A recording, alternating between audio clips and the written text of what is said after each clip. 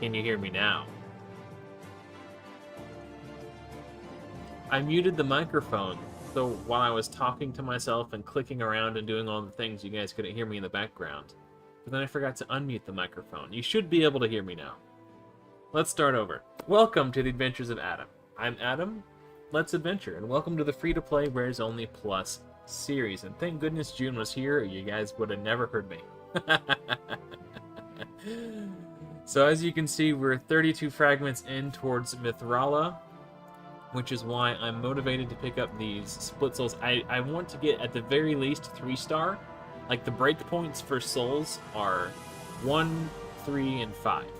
So if I can get 3, I'll be happy. I'm not going to break myself to try to get 4 and 5 because I know it's going to get pretty steep after this point. But I'll be perfectly content with 3. I'm going to turn my music volume down a little bit. Hopefully you guys can still hear it okay, but the volume was a little loud and it was distracting me. And speaking of souls, so today when I woke up, I had a 4-star Coffin Smasher soul in here on the market, ready to be purchased. And it would have cost me all my essence. And I was hesitant to buy it because I've been waiting patiently for a marked 3-star split soul to come up on my market, but I've never seen it. So I had 16 souls. I did a 10 pull, and I pulled a 5-star soul for marked, who's in the vault. So now that I had the 5-star soul for marked, I figured I'd buy the 4-star soul for Coffin Smasher, because it gave him 23% more crit damage and 1,000 more HP, and his damage scales off HP. So it's just damage on top of damage for Coffin Smasher. So, yeah, we're good to go. Yeah, I've been blasting on this. So I got the Ice Golem one, or the Ice Golem, whatever, is it in here still? Yeah, Ice Golem. So as soon as I got these, I stopped. Then I pivoted to Champion Training, which I got here. I spent a few of my mailbox energy packs that I had lying around. I think I spent 2 or 3 of these to get the Champ Training one done. And I haven't really done any Fire Knight yet. I was saving that for you guys. But also, we're going to do some Doom Tower climb. Hey, what's up, Rocket Nuke? Welcome to the live stream. There's one other thing I was going to do before... Oh, Clan Boss. Actually, let's do one run of Fire Knight so our energy can start regenerating. And then once our energy can start regenerating, then we'll do Clan Boss. And then maybe we'll do a couple more Fire Knight runs and we'll jump into Doom Tower. So yeah, getting the 5-star soul for marked was really big. I actually set a new personal best against Magic Affinity. Normally, I have it's tight. It's very close to whether or not I can 4-key against Magic. It depends on how well my first 2 keys do against Void. And I usually do like 16 million against Magic on a good key. Just because Hellborn Sprite and Haikatoon just take too much damage for being weak affinity. So, especially as the stun target, they take like 15% more damage. So, yeah, just being weak affinity for those 2 in particular makes it hard. So I usually, my runs usually end before they could, you know. Also, they're dealing 15% less damage, so that's a factor as well. But yeah, I got the 5-star soul for marked, which increases the chance that I place the big version of decrease defense like quite dramatically, and that gave me an extra 3 million damage. I set a new personal best. So between the new 5-star soul for marked and going from 3 to 4-star on Coffin Smasher, it significantly increased my damage. So after this Fire Knight run, we'll do a Clan Boss run real quick. See if I can secure the 4-key. I set myself up quite comfortably to 4-key it. I think my first key was 19 million, my second key was 17 million, and my third key was 19 million. So I don't have to get like 15 million or something. So you know, it's possible that I fail if RNG is not kind. She is known to be a cruel mistress. She RNGs us, giveth, and he taketh away. So subsets are just trash on that. Okay.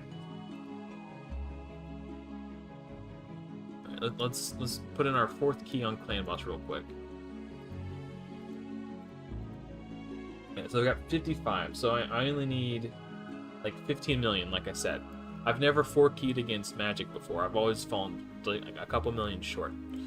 So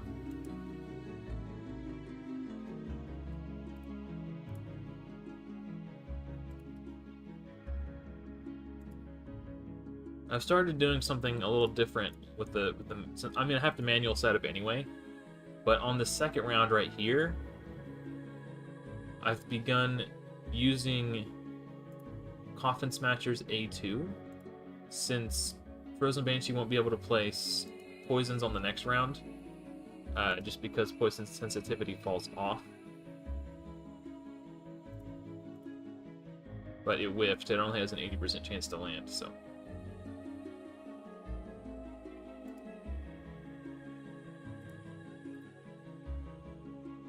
This is auto. So I did something really dumb. Well, it's not all kind of dumb. It's not entirely my fault, but it mostly my fault. So I even warned everybody on my community Discord to watch out for this, and I did it myself. Doom Tower resets right around the time that I normally go to bed.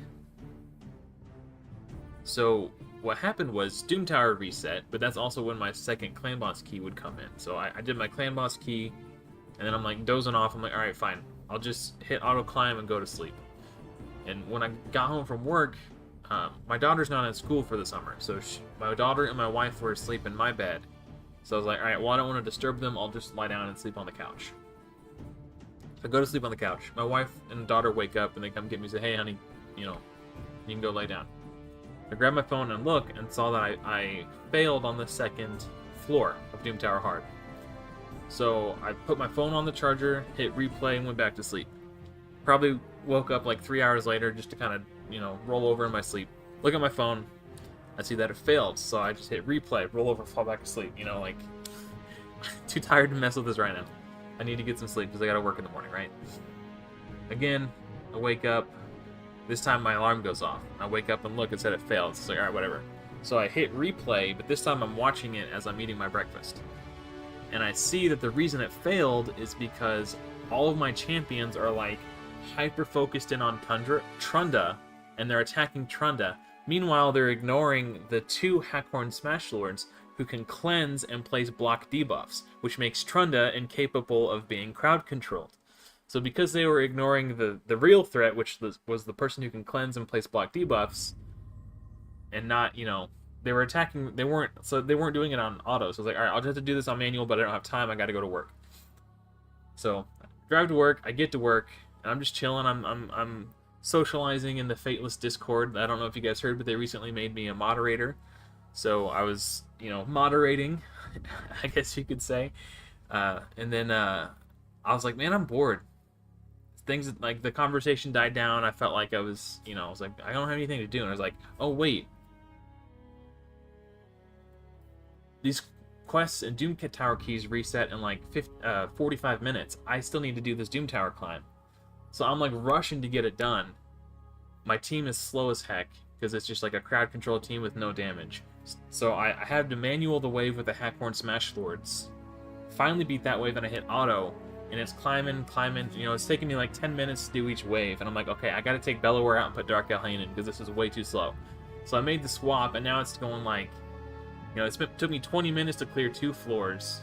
I put Dark Elhain in and now I'm clearing them in like 6 minutes apiece. And I'm like, it's gonna be so close. It's gonna, I was a race against time, like, but I didn't finish it in time. So I beat the last wave floor before the boss, but it had already ticked over past midnight UTC, so it consumed a key for that day rather than the previous day's key. And I didn't get a fight the boss before it reset either. So I'm a day behind, and I'm also like 2 keys behind. It's really weird. You'll know what I'm talking about when I show it, but I'm so frustrated for letting that happen. Hey, what's up, Mohawk? Welcome.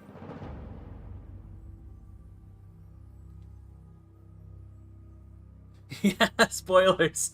I made it to Ultra Nightmare. Yeah. That's awesome. I'm so glad to hear that it was helpful for you. I love hearing that kind of stuff. Literally the reason why I did this series, so I'm glad it's helping you out. And thank you, June. Thank you.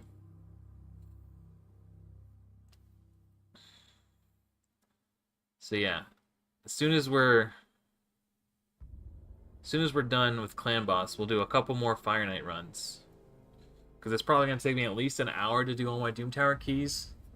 But we're officially farming 5 and 6 star Guardian set gear. My plans for Ninja, yes, I think he's going to be a chicken on this account. I need to verify to make sure, but if you can see Haikatune is getting pretty low. This is what I'm talking about. Sometimes I only do about 15 million against Magic. Hey, what's up, Darkboon? If the promo code for Ninja is a new player promo code, meaning it's only available in like the first 72 hours of your account, I'm not going to use Ninja on this account. If it's a forever promo code that never expires in any, like if someone's been playing for 3 months, they're like, oh, I can get Ninja if I put in this promo code. Like if a 3-month-old account can put in that Ninja promo code and get Ninja, then I will use Ninja on this account. The way I have interpreted and the way I've heard the news is that it's a new player promo code, meaning everybody gets them today, but once this period window ends, what is the day that it ends? It's like, hold on, let me look at the news.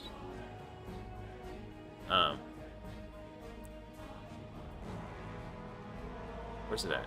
I have it on my, there it is. Okay, hold on. Okay, let's see. Here, I'll put it on screen. That's a really cool art, though. We're giving you another chance to get the legendary Shadow Kin Champion Ninja between July 18th and August 15th.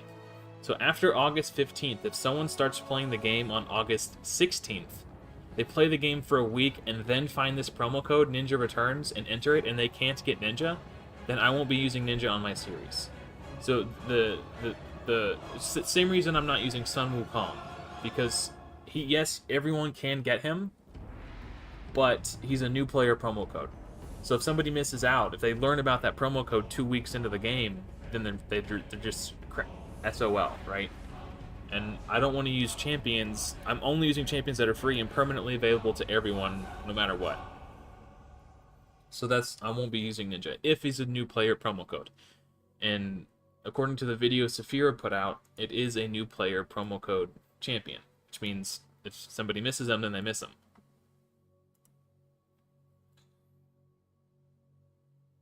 Yeah, like, I mean, I will get Ninja. That much is certain. Like, I'm working towards it. Where's he at? Oh, not that. That's, maybe it's in here? Ninja pack. Yeah, so I do get Ninja tomorrow, and everybody gets Ninja tomorrow. But the whole point of the series is to create content that's applies to like literally everyone to the end of time. I'm only using free champions that literally everyone can gain access to. So, yeah. Yeah, so same reason I'm not using Sun Wukong is because he's from promo codes. And if you miss out on that window, then you're host. Unless they do this every year around this time. But it's too early to say. I'm not going to use him as a chicken. I'll keep him in my vault. If I'm still playing a year from now and they do this every year around this time and they always give everyone Ninja who missed out, then I'll use him. But until I know for sure that literally everyone can get him always and forever, he's not going to be used. But I'm not going to use him as a chicken either.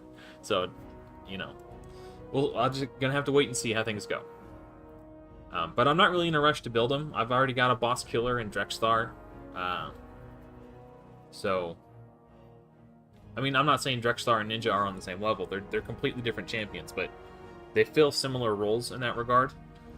I've already got Yak Carl for crowd control. Like, Ninja would be great, but I'm not at a point where I desperately need him on my account. He would be cool in Clan Boss, I'm not gonna lie. But I'd have to come up with a new speed tune because of the way his A1 works.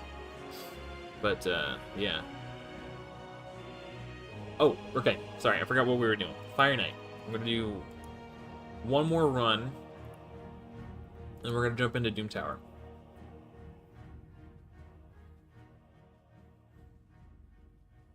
Yeah. Free and permanently available to all players. Those are the parameters of the challenge. So.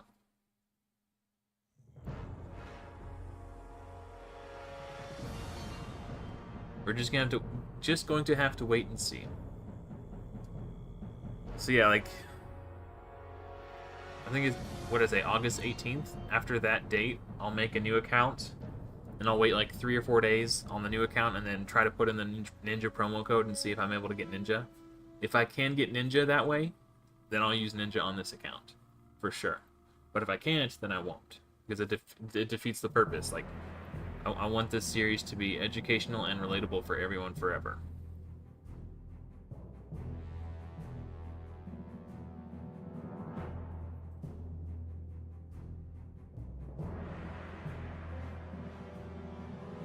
Ooh, that's... he just used his turn meter reduction. That's okay. We've got 2 others that can do it on this team.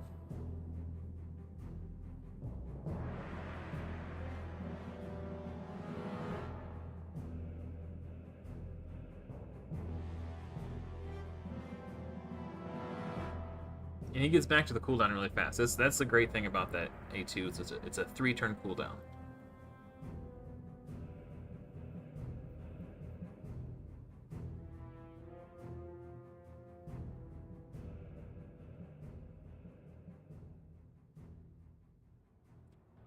New best time, 1:43. I like the resistance, but I'd really like to see speed on that. Okay, let's jump into Doom Tower. I'm just gonna warn you guys. My Doom Tower hard team is... it's a slog. But we get it done. If you're struggling to beat Doom Tower, this is how you do it. I'll show you. It's not gonna be fast, and it might make you furious, but you'll get it done.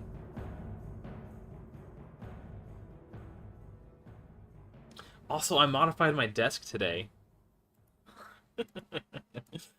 So here, I'll show you guys the screenshots. I posted them to. I should have posted them to the my Discord. I posted them to the Fateless Discord too, but I should have posted them to mine. I gotta pull them up for a sec, real quick. Where'd they go? Here we go. IRL General. Okay.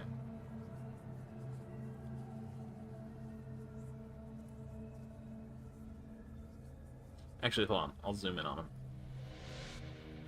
Okay, so this is what my setup looks like, or it looked like before. So, you can see there's like this upper tier shelf for my monitors to rest on. My PC was resting on that too, but if you look closely at this corner, you can see... Let me see if I can zoom in. You can see that it overlaps, and it was making me really uncomfortable with it overlapping like that. So I wanted to set it down here on the desk. But when I set it down in the same orientation, that like horizontal, or you know, like on this axis right here, when I set it down on this desk on the same axis, my elbow was bumping into it, so I didn't like it. So I was like, okay, well maybe I could rotate it 90 degrees, you know, but the shelf was preventing it from being rotated into that 90-degree orientation. So I was like, okay, well, it doesn't fit. So what I did was... Oops, wrong one. I was clicking on the wrong window. I bought a hacksaw, and I cut the shelf in half, I cut this piece off. I cut this in half. Right, you can see where the bolts went for like the other two legs to like lock it in. So I cut this in half. There's another leg right here. You can't really see it in the shadow, but there's support directly under this monitor. So I cut this off. You can see I cut it off right here. You can see this leg. So it's still got plenty of support.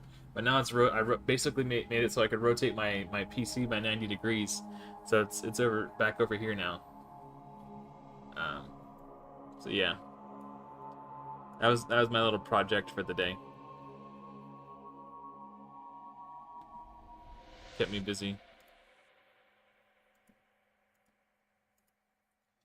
That's an interesting question, Rocket Nuke. I tried to test that out, and I had no success.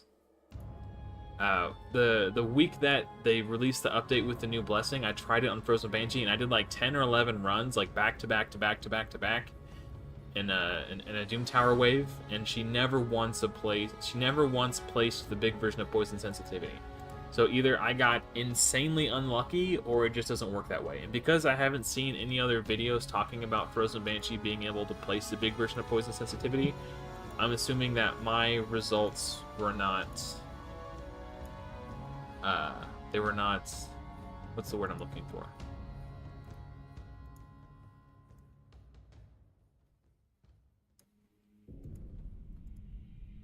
Unique? I don't know.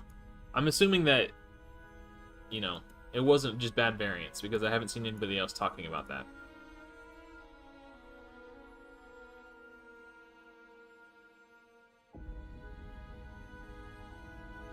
So I tried it and I didn't have any success. If anyone has seen otherwise, where somebody else is showing that it can work, let me know, because I would like to switch her blessing. But I've already spent 200 or 300 gems to switch it back and forth, and I didn't have any luck. So.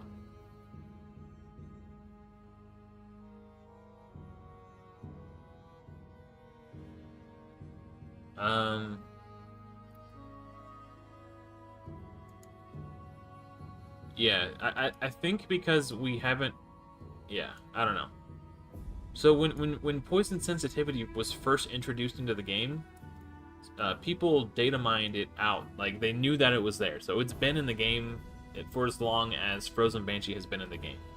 But no champion in the game yet has been released with the big version of Poison Sensitivity. So I'm assuming that's why it doesn't work.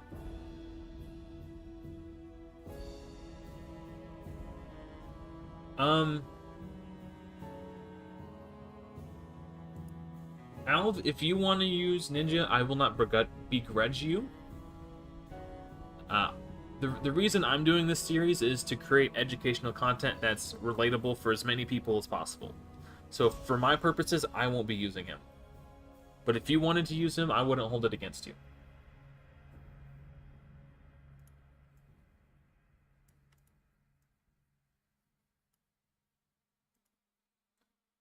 But for my purposes, I won't be using him. I might need to pay more attention to this. Oh, Alright, we'll keep going. I think I need to get Bellower back in. So, when I put Bellower in, I turn off his A2 and his A3, so he's just using his A1 to do block cooldown skills back to back to back. So if he's not stunning, he'll at least potentially get block cooldown skills. And it just increases the consistency for this team a little bit. But yeah, you can see my progress is pretty. It was going even slower on my phone. But like I was like racing against time to try to get my keys in before the reset, and I wasn't fast enough. So I'm like 2 keys behind. So this is the last wave before the boss. Then I'll clear the boss, and then I can do 8 more keys up towards the next boss. So the wave that I got stuck on, okay, I'll go over this on my weekly update on Monday too, but so Syl helped me beat the wave that I was stuck on. 100%, she worked just the way I thought she would. The extra crowd control and the extra heals from her passive was exactly enough to get me through that wave. And survived being counterattacked by the Atours, or whatever his name is. And then I proceeded to beat the next boss, or sorry, that boss, and then I think the next No, I ran out of time. So, okay. So, due to the Doom Tower reset, I beat the Nether Spider, but then I wasn't able to get to the next boss after that because I got stuck on the wave just before that boss, which was a Sifi wave. My Haikatoon is only 235 speed, and she was barely faster than the Sifis. So, I already know that this isn't going to work. I'm going to need to build... I'm going to have to figure something else out. If I want to progress in Doom Tower Hard. It's possible that Arbiter could work, but honestly, having 30% increased speed on my entire team... Like, so let's say my Syl, for example, is like just a little over 200 speed. Giving her the 30% increased speed buff makes it so she's like 260 speed. That's a lot of speed to gain from having that increased speed buff. Also, the 19% speed aura that Haikatoon brings is also massive. And that's going to be the difference between me beating those Sifi waves or not. And on top of that, whoever my speed champion is, right now it's looking like it's going to be Haikatoon, which begs the question: what am I going to do on my clan boss team?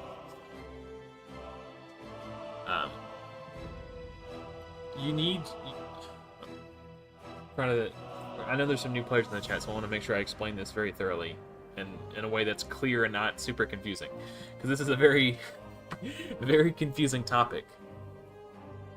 So the way turn meters work in the game is at the start of the round, there's a turn meter tick. And then the game stops and checks to see if there are one or more champions in battle with 100% or more turn meter. If there are, whoever has the highest turn meter takes a turn. After that champion takes a turn, if they're not taking an extra turn, there's another turn meter tick. And it checks again to see who has the highest turn meter, and then that champion goes. So on and so forth. If there's nobody with 100% or more turn meter, there's another turn meter tick, and then it checks again. These turn meter ticks are the amount by which your turn meters advance. Like you can see, like look at Syl's, I'm pointing with my finger. Oh, okay. Now that I have energy, I kind of want to spend it in Fire Knight real quick. Just to get under the cap. So keep an eye on these turn meters while we're going here. So watch, oh, they're all full. Okay, watch this enemy right here. You see his turn meter advance, like tick, tick, tick. So the amount by which it advances, each tick is determined by the champion's speed. So what I need to do is make sure that my Haikatoon is so fast that her turn meter fills up before the enemy turn meters get too high, so that when I do her turn meter boost and increase speed buff, it happens quickly enough into the battle that my crowd control champions can get their turn before the Sifis go and place block debuffs. And when you get to the highest end of Doom Tower Hard, the Sifis on that floor, on some of those floors, are like 264 speed. So to get my 200 speed crowd control champions faster than the Sifis, I need to make sure that my turn meter boost champion can give them a 15% turn meter boost and increase speed to sort of catapult them ahead of the Sifis so they can get their turns in and lock them down. Right now, I don't have that. That's not... I can't accomplish that yet with my Haikatoon only being 235 speed. I would need to get her closer to like 300 speed. And I can't do that because she's speed tuned into my clan boss team. Yeah, speed is what influences the turn meter ticks. So Yak Carl right here just placed decreased speed on the Fire Knight, which means he's gonna get 30% less turn meter every time this turn meter ticks, which makes him significantly easier to turn meter control. Decreased speed is one of the most powerful debuffs in the game, and increased speed is one of the most powerful buffs in the game. So like I said, if you have a champion with 200 speed, a 30% increased speed buff makes it so they now have 260 speed. Like, that's a lot. 60 speed is a lot of speed to gain, just from a single buff. Speed is the most powerful stat in the game.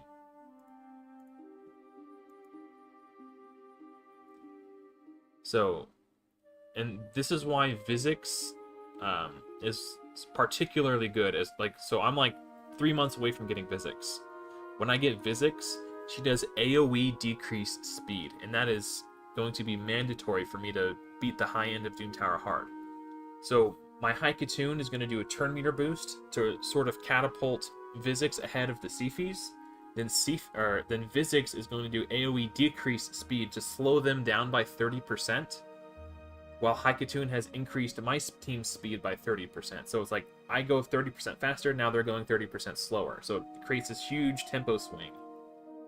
And then Yak Carl the Scourge will freeze, and then all their turns will be skipped, and then before they can get into their next turn, because of the decreased speed on them and the increased speed on us, my Vizix will still be fast enough to loop back and do an AoE provoke. And so between Vizix's AoE provoke and AoE decreased speed, and Yak Carl's AoE freezes, and like, you know, all the stuff that Yak Carl does for turn meter control and stuff, between the two of them, they will be able to lock these enemies down like permanently. I've already got a guide that showcases all of this. I just haven't done it on this account yet. But all the champions I use in that other video, if you just type best free-to-play Doom Tower hard team, my video is the first one that comes up. I don't know how, why mine is the first one that comes up, but it is. Somehow it was last time I checked, but I think that has to do with the amount of people, like the like to dislike ratio. When people say it helps the algorithm, that's exactly what they're talking about. Subscribing, hitting the like button, all these things will make it appear higher in the search order when people do their search. So I'm assuming mine just has a higher like to dislike ratio than the other ones.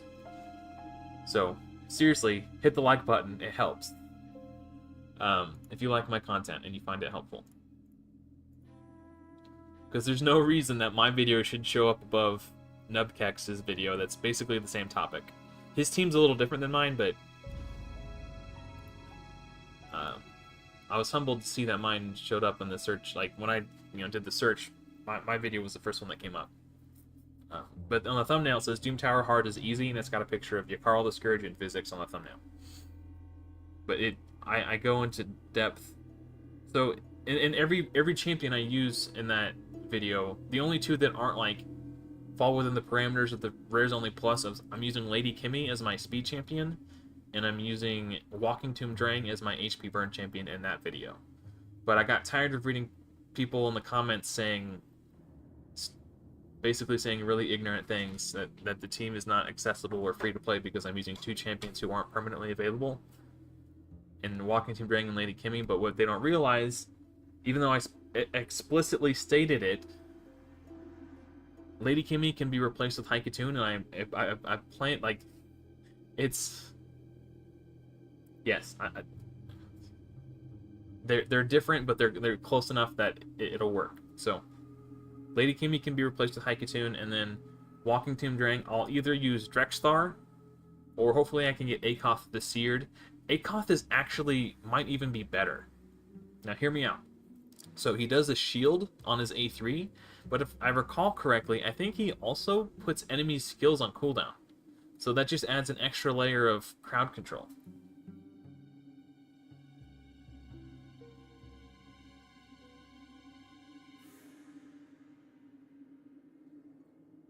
You could, yeah, the Doom Tower team will definitely work on normal. You probably won't need anything that complex. Like, I beat normal with, I think Bellower was like my Doom Tower normal carry. Bellower in a stun set. I know not everyone's going to have Bellower, but like any crowd control champion. Like, I pulled Cryodan, for example, like super early on. I used him as a chicken because he doesn't fall within the parameters of my challenge. But Cryodan, dude, he would have been my speed champion. So he could have replaced Haikatoon and also been like an AoE freeze champion. He does AoE freeze and like not an AoE, but like a scatter shot freeze on his A1. And then he has this turn meter fill and increased speed buff. Like, Cryodan is huge. I was really depressed to have to use him as a chicken. But like anyone like that, H-Hack from Demon Spawn, like any crowd control champion you pull. H-Hack here, I don't have him obviously, but anyone who can do a stun. You pull this epic. Where's he at? It's really good. I always forget his name. His Spirit Affinity. This guy. You pull this guy, he does AoE stuns. Like a 75% chance to stun on a 3-turn cooldown is really good for an epic. Or if you're struggling and you just, um, there's always Archmage Helmet, which is obviously hard to get if you're struggling to progress in Doom Tower, but you can get him eventually. So worst case scenario, I'm definitely going to be building him because there are some waves where you can't rely on freeze to crowd control enemies. And those waves in particular, I'm going to have to take Yak Carl out, and I'm going to need to replace him with somebody. So I'll probably try to replace Yak Carl with Archmage Helmet. Because Seafies have a 40% chance to cleanse freeze off of themselves, and I think even their allies at the start of her turn. So I need to find, to just, Seafy is busted. Yeah, Ninja would be a perfect substitution for Walking Tomb Dragon. It's not exactly the same, but it's similar enough. And he also gives you an extra layer of crowd control. So, yeah. Is Frostbite offensive or defense? Are you talking about the set, June? The one you get the... If I understand it correctly, I believe it's reactive. So, like, whenever you get attacked, I don't think it works when you attack the enemies. Or is there something else? Am I confused? Is there something else? Frostbite. I'm assuming you're talking about the two-piece set from Doom Tower. I think it functions the same as the set from Dragon, except the set from Dragon is a 4-piece set.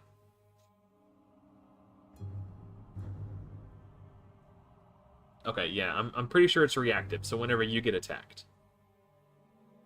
So, I guess, on like a provoke champion, maybe?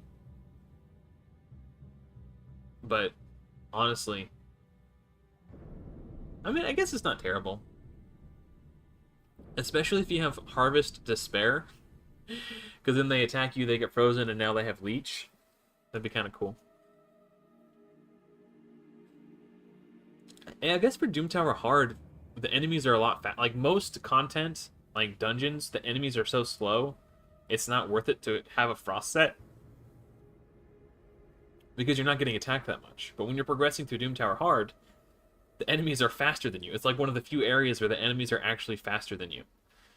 And you're getting, they're like, even if with your best speed gear and your turn meter booster, and they're on like a 1-to-1 turn ratio with you. So like, in Doom Tower Hard, particularly, that might actually not, Frostbite set might not actually be that bad.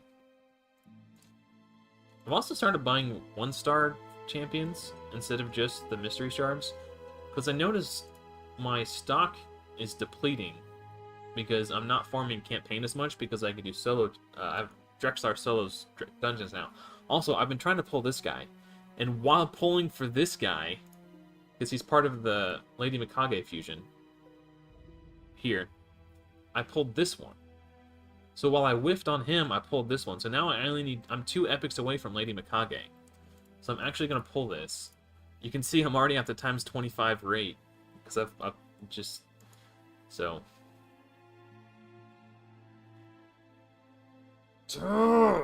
It's so frustrating. And Venomage is a great champion, but I can't use her on this account, so... Frustration. Frustration, frustration. And I spent all... This is so stupid. I spent all my gems on Ancient Shards, too. I really want to get Lady Mikage, man. We're really close to some more of these. Okay, so... Let's jump back into Doom Tower now that we spent that energy. Is it both? Wait, hold on, hold on. Did they buff it at some point? 15% chance to block freeze debuffs. 10% chance to place freeze debuff on attacker. I think it's reactive only. They should make it so it's not only reactive. If it gave you a chance to place freeze on your attacks, then it would actually be worth. It would actually be worth, in my opinion. Yeah. I don't think it's both.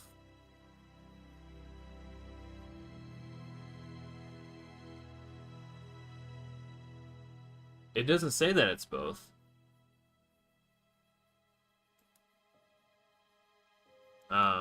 Now I'm curious.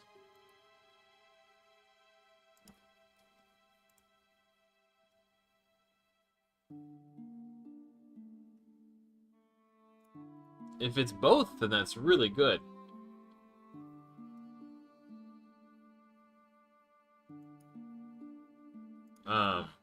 But I don't know that it is. I'm skeptical. I'm gonna need more evidence before I. Um, like if you have like a video clip that shows it working, both ways, if you could link it, we'll watch it. But until I see it, I'm going to be skeptical.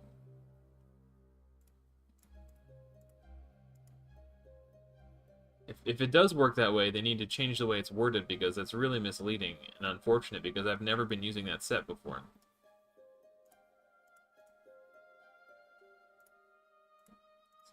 I just want to... Oops, no, I need to do hard. I want to get these normally I do my dailies like as soon as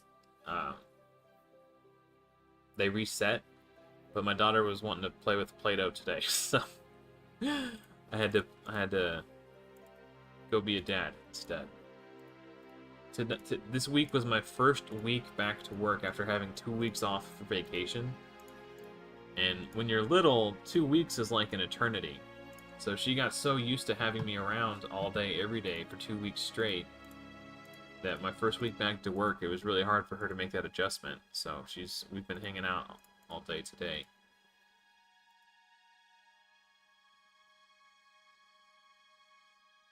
Yeah, that would be cool. I don't know. Yeah, if you could find a video that shows it working, I'd. The other option would be for me to craft some and use it, but I don't want to. Maybe if I remember, we'll try it out later on stream. But slap it on my bellower and see.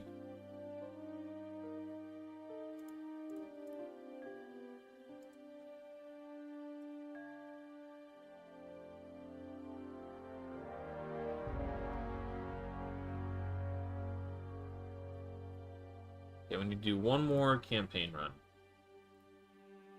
And then our dailies will be complete.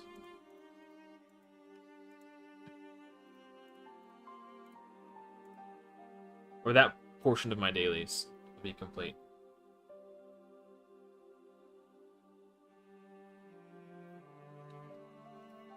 Because if it's a 10%, so like... Yeah, that would be... Yeah, really good. On a bellower.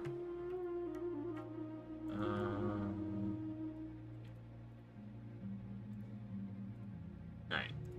Now we can get back into Doom Tower. Oh, crap. I forgot about my advanced quests. Okay, we'll do this. This is so annoying. Like, I don't have... Oh, also, we killed normal Hydra last week. I haven't done my keys yet on my alternate account, so I can probably kill normal real quick if I just switch over.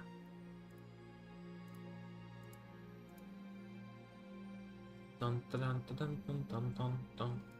Such a pain in the butt. Because, like, I'm not getting anything extra for doing these.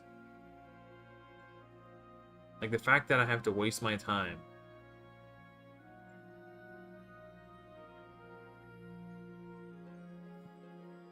Just sitting here and watching my team fail in slow motion is demoralizing and depressing.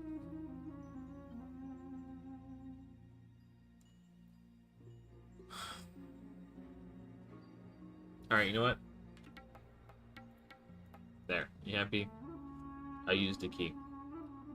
And then I'll switch over to my other account later and finish this off. My clan.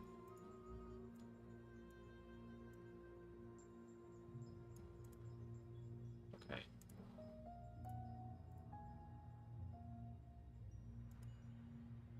Heck yeah, baby.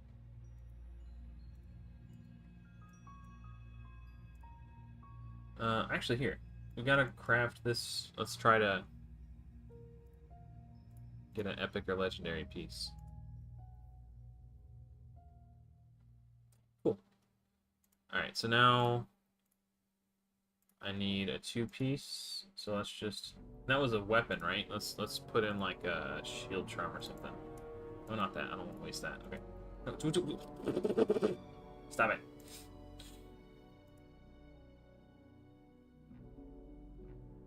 Okay, that works too. It's as long as it wasn't a weapon. Okay, we can try that out later. I don't feel like messing with it right now. Let's see. Tag Arena, team of a higher power. Oh, okay. 105. No, that's not gonna do. Okay. It's this guy 98. Maybe. Hold on. Maybe. Maybe this works. No, maybe we can go up and do. No, he's too fast. All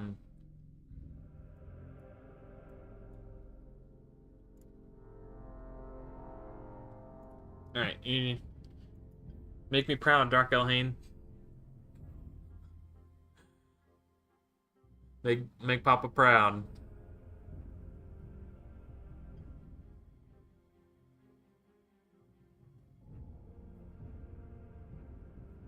Oh man, don't tell me I'm gonna lose to this nerd.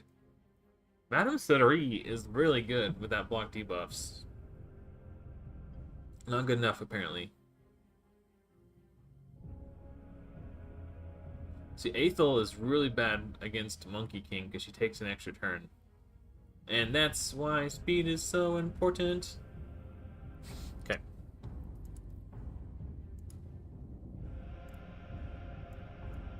Now what? I gotta do 4 more battles. Yeah, we'll put the whole squad back in. I don't remember if that was a team or not, but...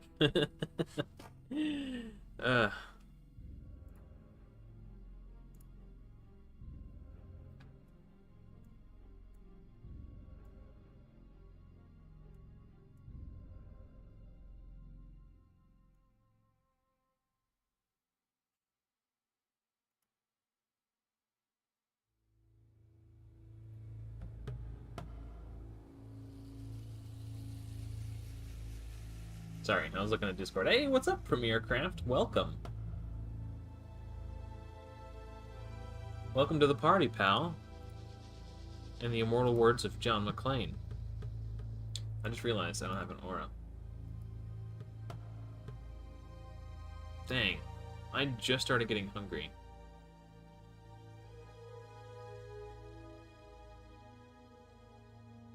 And I just started streaming. Should have grabbed a snack before I started. Which is dumb because I fixed a snack for my daughter. I should have just got something for myself while I was thinking about it.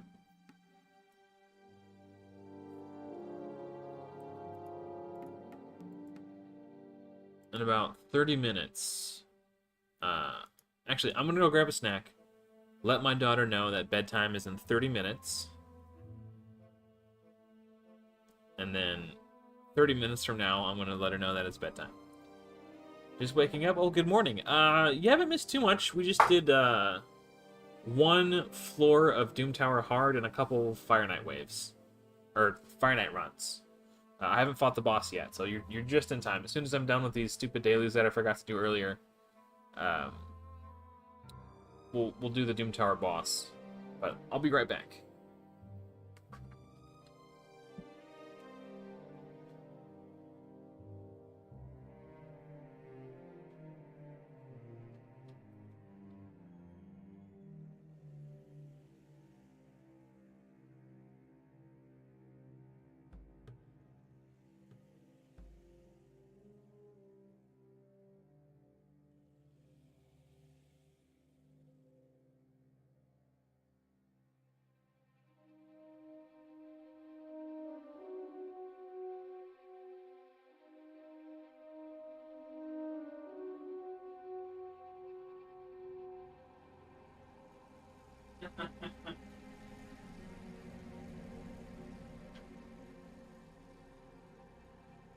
Alright, I'm back.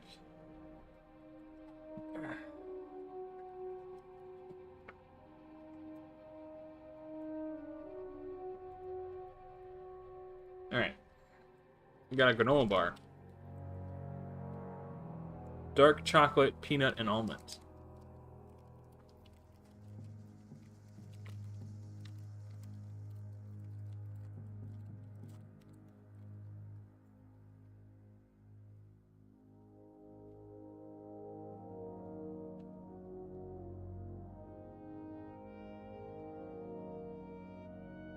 Crunchy.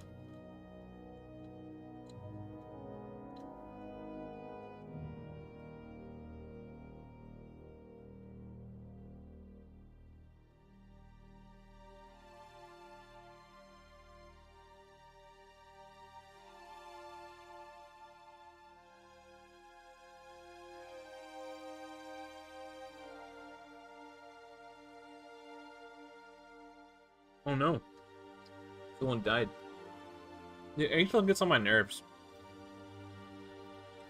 Arbiter will do the increased attack and turn meter boost, and Aethel does the extra turn to give herself the small version of increased attack. Which all that does is it reduces the amount of turns if she gets the big version of increased attack. Actually, really quick. Oh.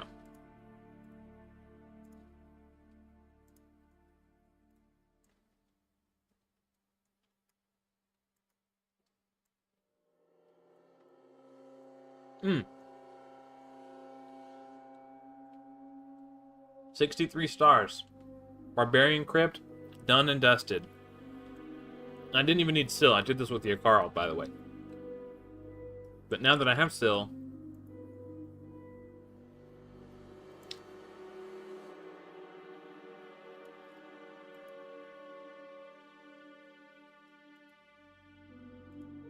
alright. You know, the day-to-day farming will be a little bit easier, probably.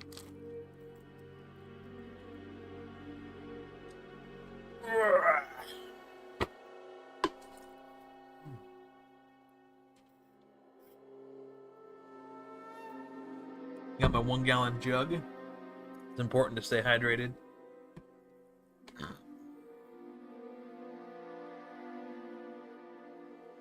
Alright. As soon as these stupid dailies are done with. I totally forgot. I normally have these finished before I start streaming. So I kind of feel bad. Also, it's kind of funny that I 3-starred these earlier with food champions in here. Okay, this is taking kind of a long time. I want to see if there's another faction open. That'll be faster. I just pulled my first real damage dealer for High Elves. I mean, it's not as high of a stage, but it'll be faster. Finally pulled El Hain. So, I'll build her eventually.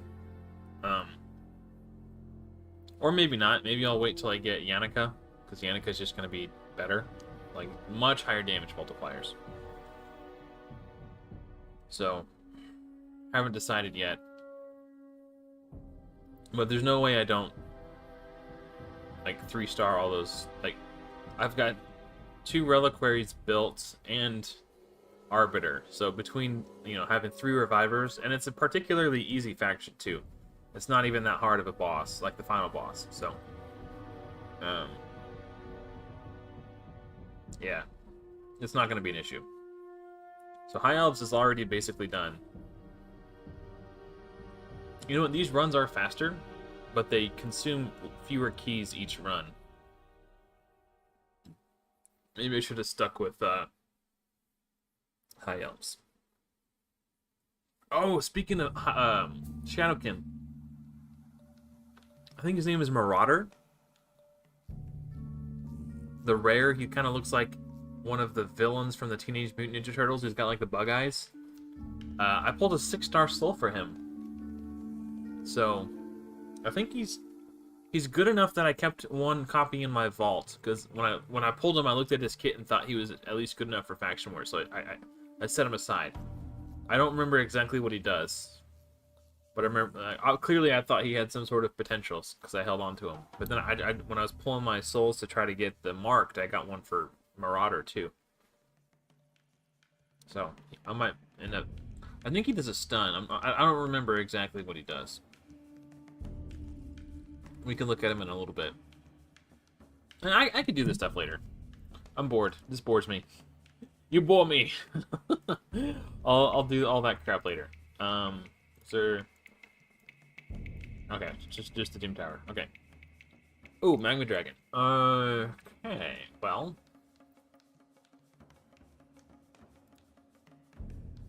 I'm gonna try to cheese it a little bit. Normally, you're not supposed to use HP burn on the Magma Dragon because when you place a burn, he instantly removes it and then replaces it with a 15% continuous heal. But Cold Heart does heal reduction on her A1. So, yeah, it should be fine. So we got Coffin Smasher for decreased attack. Drexler to provoke a little bit. This is only the second stage, so the provokes may not come into play. If I can't beat this right now, I have already 6-starred Sentinel, the Barbarian Rare, who has like an 80% chance to provoke on his A1. I've already leveled him up, or I've 6-star. He's not level 60, but he is 6-star. I can feed him a few brews, level him up a little bit, and then we can try again with Sentinel. I would need to gear him. I don't have any gear on him yet. There's a very high chance to place provoke on his A1. I forgot to look at Akoth the Seared skill kit. I guess I could look it up on the internet.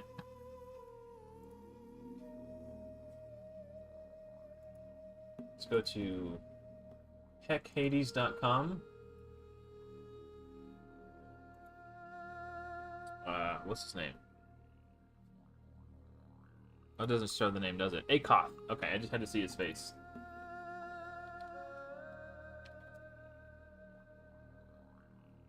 Akoth the Seared. So I could potentially use him as my HP burner for Doom Tower Hard. It's the A3. Okay. Pyretic Release. Turn my head this way so I can talk into the microphone. My microphone's over here, so when I was looking this way, I was like talking away from it. Attacks all enemies, has a 50% chance, books up to 70% chance of increasing the cooldowns of all skills by two turns on enemies under HP burn. Also places a shield buff equal to 20% of this champion's max HP on all allies for 2 turns. Instantly activates the skill when champion is revived by Rian the Conjurer. That's probably not going to be super relevant. He also has a, when fully booked, 25% chance of placing a fear debuff on an enemy for 1 turn whenever they receive damage from an HP burn debuff placed on themselves. So yeah, between the chance to place fear, the shield, and the 70% chance, or no, yeah, 70% chance to put the enemy skills on cooldown, I think he's going to be a really good one. He also places decreased crit rate on his A1, which isn't nothing either. So I think Akoth the Seared might be the play. Hold on, my camera's kind of laggy. I'm going to unplug it and plug it back in.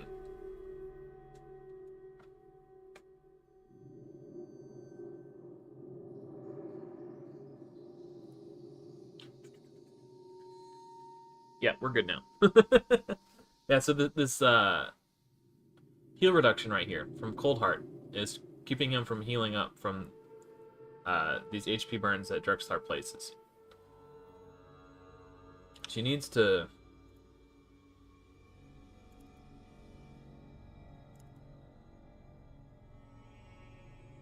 do it. Okay. I don't want him to get like a 60% heal. Yeah, look at all those heals. It's kind of playing with fire, quite literally.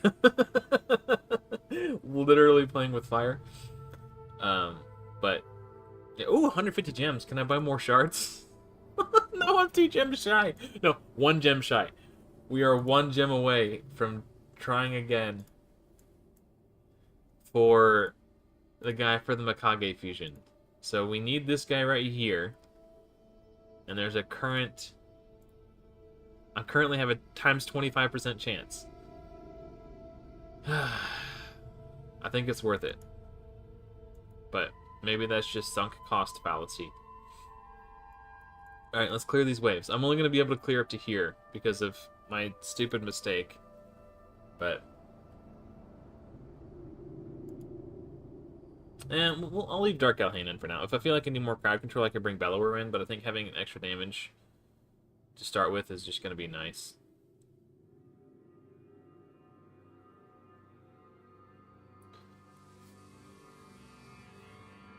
Yeah, I'm going to need to figure something else out when I get to like the higher levels of Doom Tower. Hey, what's up, Bokas?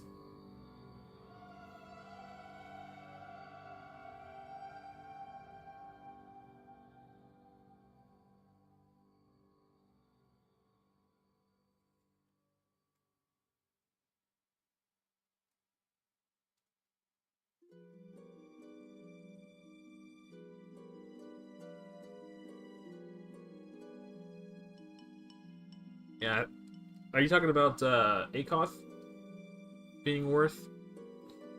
I know there's a stream delay. I feel like that was the last thing I was talking about. But I'm so forgetful. I have a very, very bad short-term memory. Oh, no, the Mikage thing. That's what we were talking about. Yes. What did you miss?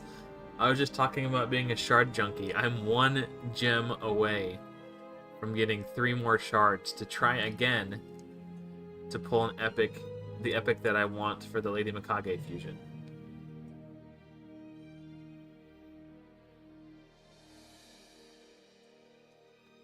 Yes, curing set. Now, okay, so the way it works for okay, I see. The way it works, and I've got Sill's passive and Doom Priest passive are basically the same, only Doom Priest is slightly smaller. So the way it works is, it's not an additive bonus, so it won't take Doom Priest from a 7.5% heal to a 27.5% heal. What it does is, it will take that 7.5% heal and increase it by a factor of 20%.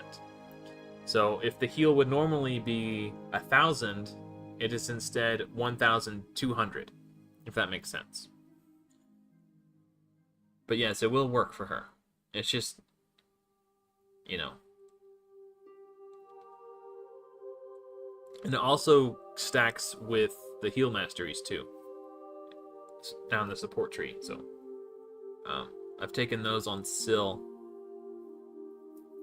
So right now, my Drexthar is in regen. So watch, at the start of his turn, he heals for 11,000. Now when Sill takes a turn, he heals for 9,000. So it's like 2 or 300 less because of the curing set. There's 2 or 300 less, like rewind. Regen is a 15% heal. Sill's is a 10% heal, but because I took all the healing masteries and put her in a curing set, it's more like she's getting like a 13 or 14% heal. Something that's somewhere in there. Anytime, June. So, yeah, Drex heals for 11,000, and when Sill goes, he heals for 9,000. So it's like, without the curing set, it would be like 7,000 or something like that, like way less. Like I'm still getting a ton more healing. It might only feel like a couple thousand or a couple hundred. No, yeah, it's like 2,000 less. Or hold on. It doesn't seem like a lot on a turn-to-turn basis, but when you stop to think of like how many turns she takes over the course of a fight and how much it adds up to overall, it's okay, let's put it this way. A lot of people like to put their Sill in Relentless Gear, which is a perfectly reasonable thing to do. I did not do that because the whole purpose of this series is to create guides and content that is relatable as possible for as many people as possible. And because not everybody has Relentless Gear, I did not want to build my Sill in Relentless Gear. I wanted to show a viable alternative. Relentless Gear has an 18% chance to grant an extra turn, which means 18% of the time she's going to get an extra turn and get an extra heal.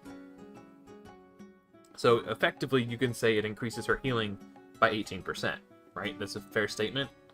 It's slightly different than that because when she takes an extra turn, it has a chance to grant her an extra turn, so it's like slightly more than that, but effectively it's 18% more healing.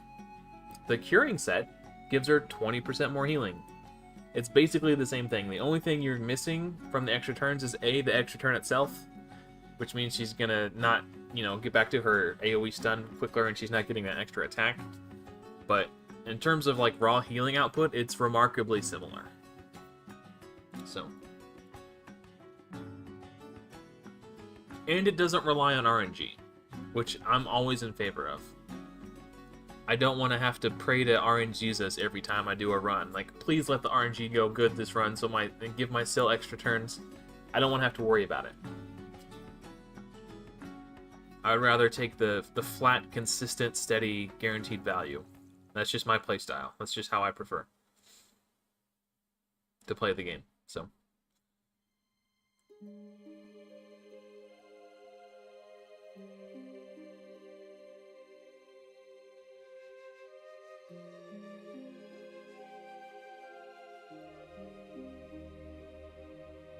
Yeah. But taking an extra turn is really strong. Don't get me wrong. I'm not saying that it's not. It's just a matter of personal preference. I value consistency above all else.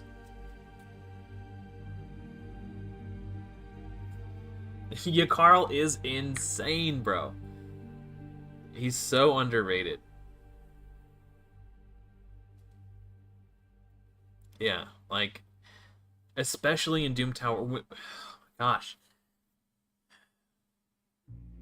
When you get to the higher end of Doom Tower Hard, the enemies are so flipping fast.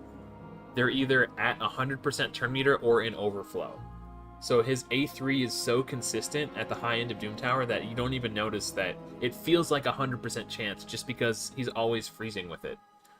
And then after he freezes with the AoE, on his next turn, he does 100% turn meter steal, places the big version of decreased speed, and then goes again because now he has 100% turn meter. So he freezes one dude with the A2, and goes in and then freezes again with the A1 after they become unfrozen because they're taking turns immediately after you freeze them. Or they're they get frozen, then they take their turn, now they're unfrozen. He goes in, freezes them again with the A2, takes another turn because he has 100% turn meter, and freezes somebody else with the A1.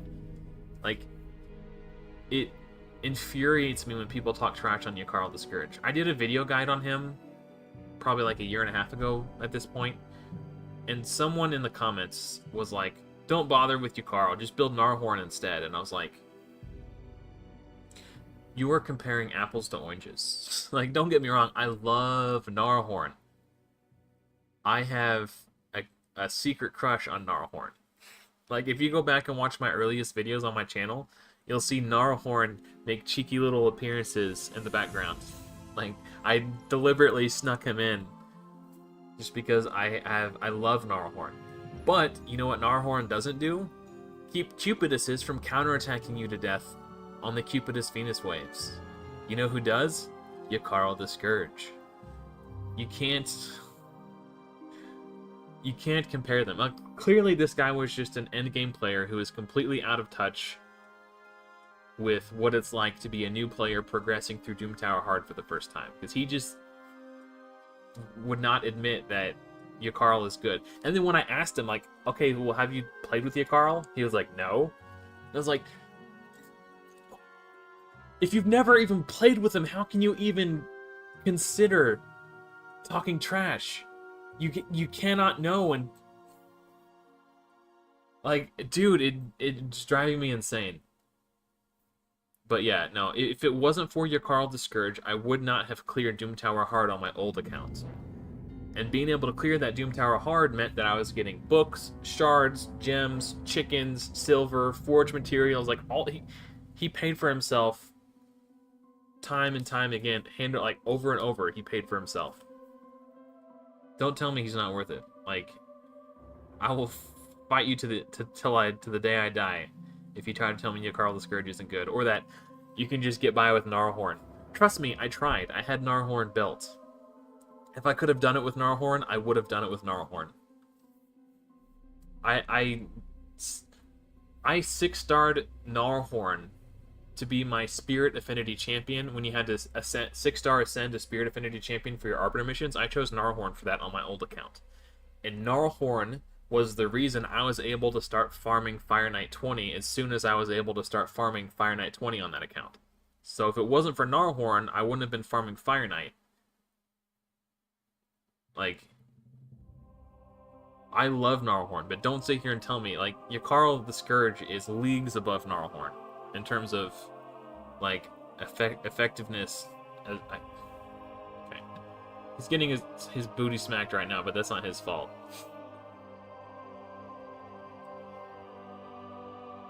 Okay. They might need a little help.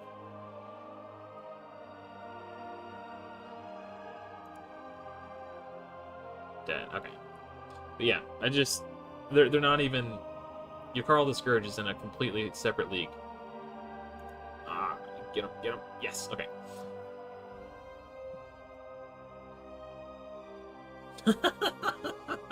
I am a Gnarlhorn simp, dude.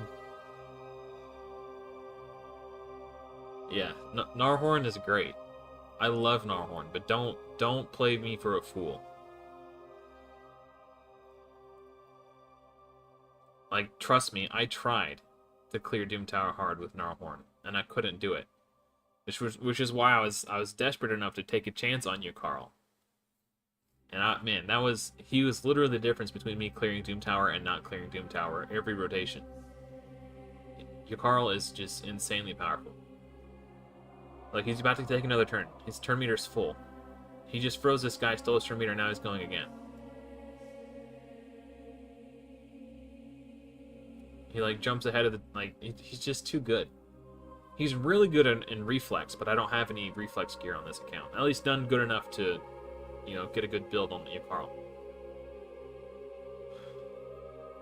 Yak Carl the Scourge was also...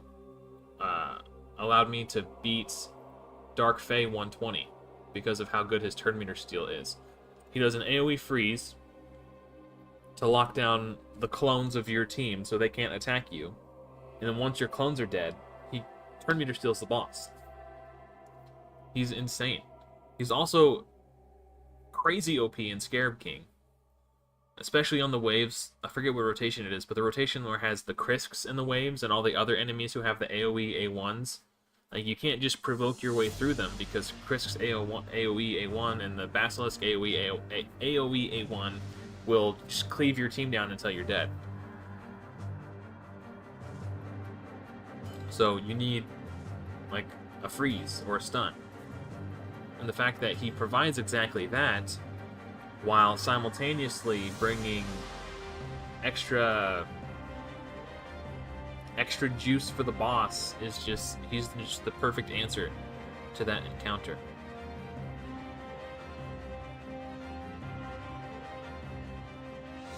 So again, I love Gnarlhorn, but provoking those Krisks and the Basilisks isn't enough.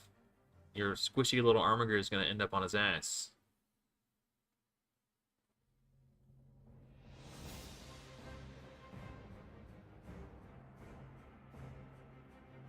Boom! Oh, yeah. The Artur had reflect. They both had reflect damage up. Oh, every champion had reflect damage. Who's putting reflect damage up? Maybe it's this, what's his name? Angar? Angar. I think it's oh, it must be Angar, right? Or maybe she does it. I don't know. I don't remember.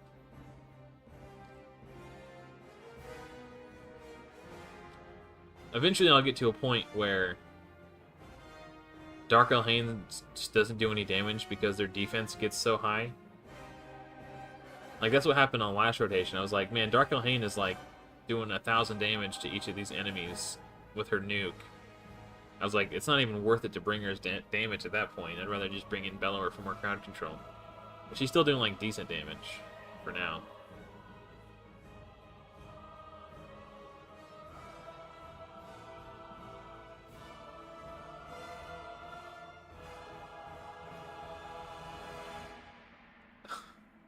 Someone came in earlier and said they had just started the series.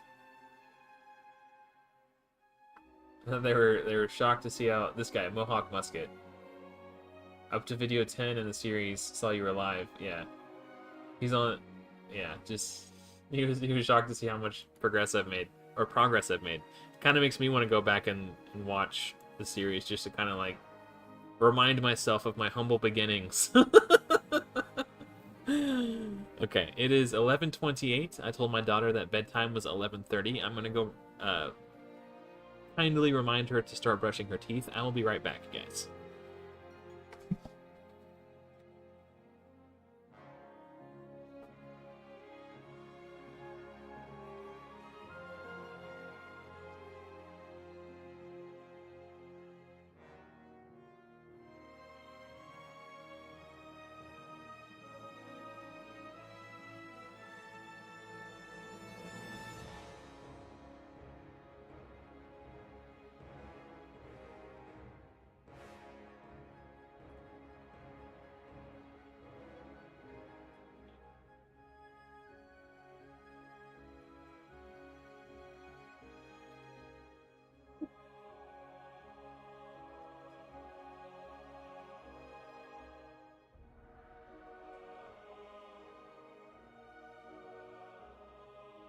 Oh. Sorry.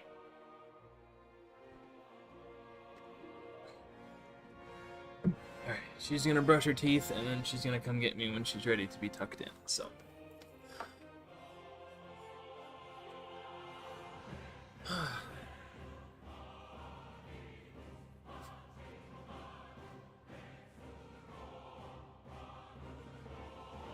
So for right now, we seem to beat the Magma Dragon.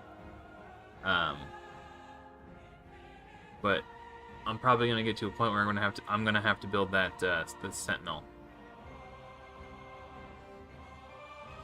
Oh, I was using, what's her name? Reliquary Tinder. I should probably substitute Syl in there, honestly. I'll do it next time I fight Magma Dragon. I'm not gonna do it again.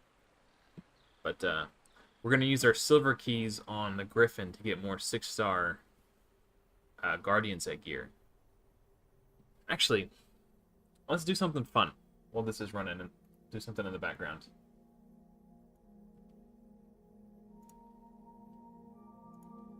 Okay. Let's go to the clan boss calculator.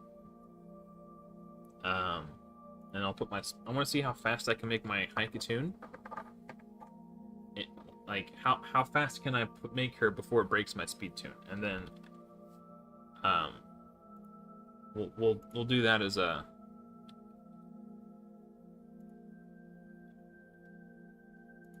No, not that. That way I'll know, like, how, you know... Once I know how fast I can make my Haikatoon before it will break my speed tune, then I'll know what I need to strive for when I'm farming this Guardian set gear. That way she can stay on my clan boss team, but I can still use her in other areas too. Oh, also, what was this? Marked. Something exciting I noticed. Marked is 252 in game. So when I first built the speed tune, I had Frozen Banshee in this slot, and then Coffin Smasher here. But I switched them to make Frozen Banshee the slower one, to make it easier to gear Yaga the Insatiable for when I need to do Force Affinity clan boss. And when I did that, it made it such that... I forget exactly how fast he is. It made it so that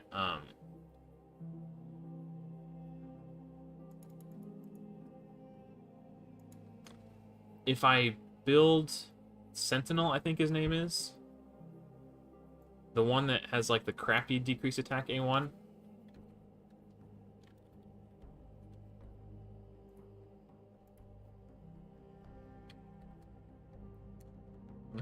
I forget exactly. Okay. Okay, let's get rid of this.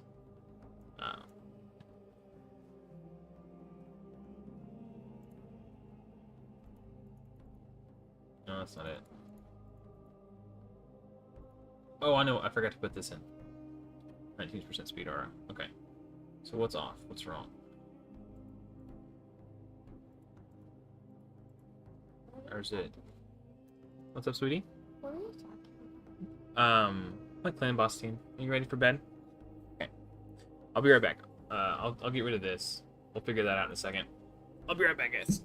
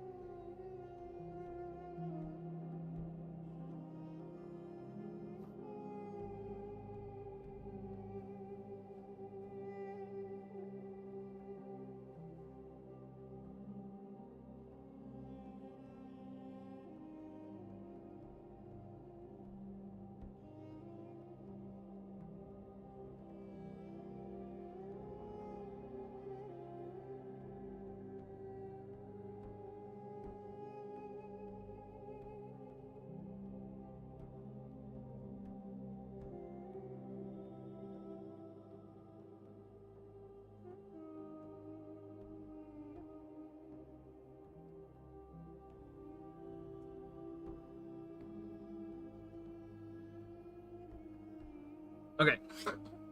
As I was saying, what I can do once I figure this out. Maybe it's 201? 20. Okay, we're closer. His base speed. Okay, that's it right there. Okay.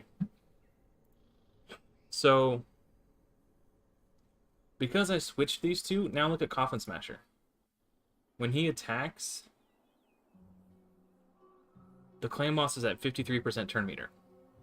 That means if I put that Force Affinity guy in, who only places the decreased attack if the target is at or above 50% turn meter, it means he's a viable substitute for Coffin Smasher, because every time he gets a turn, so like right here, it's Coffin Smasher turn, it will place decreased attack. And then on the second turn, the clan boss is at 133%, and I dare say that's more than 50, so he will also place the decreased attack.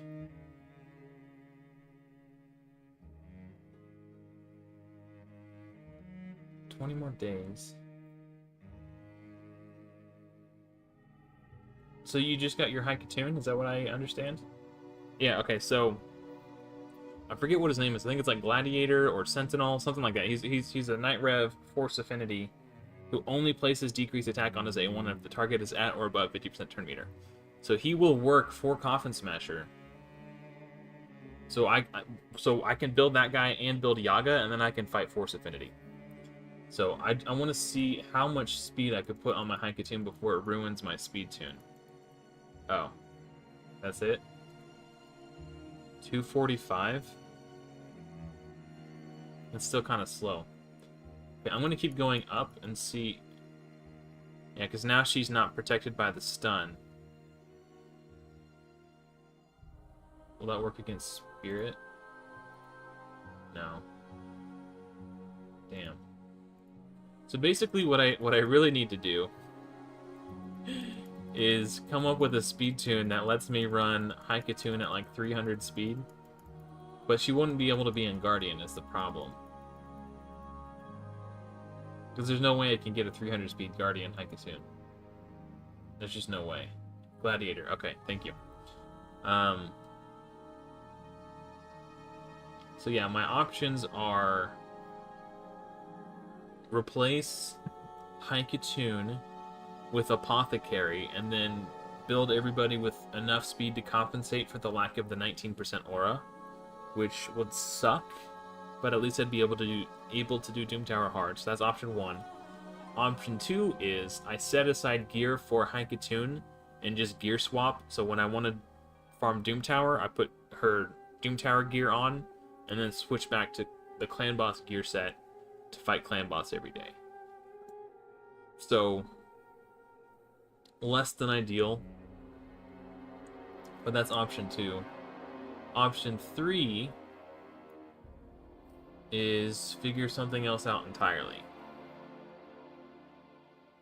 Or try to use Apothecary as my Doom Tower speed champion, but the lack of that, like the 19% speed aura is massive. And I'm pretty sure I'm going to need it to progress in Doom Tower hard. In the waves in particular.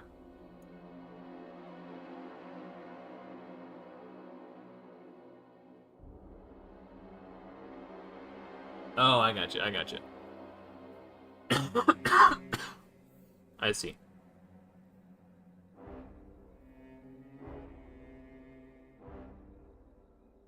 Okay, well that sucks. I was actually, you guys want to see a top secret speed tune tech that I was working on? I haven't really gone public with it yet, but you guys are gonna be the first.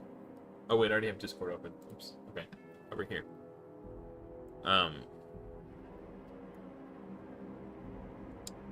I just got High Katoon, so I think I'm 2 months away from Grush.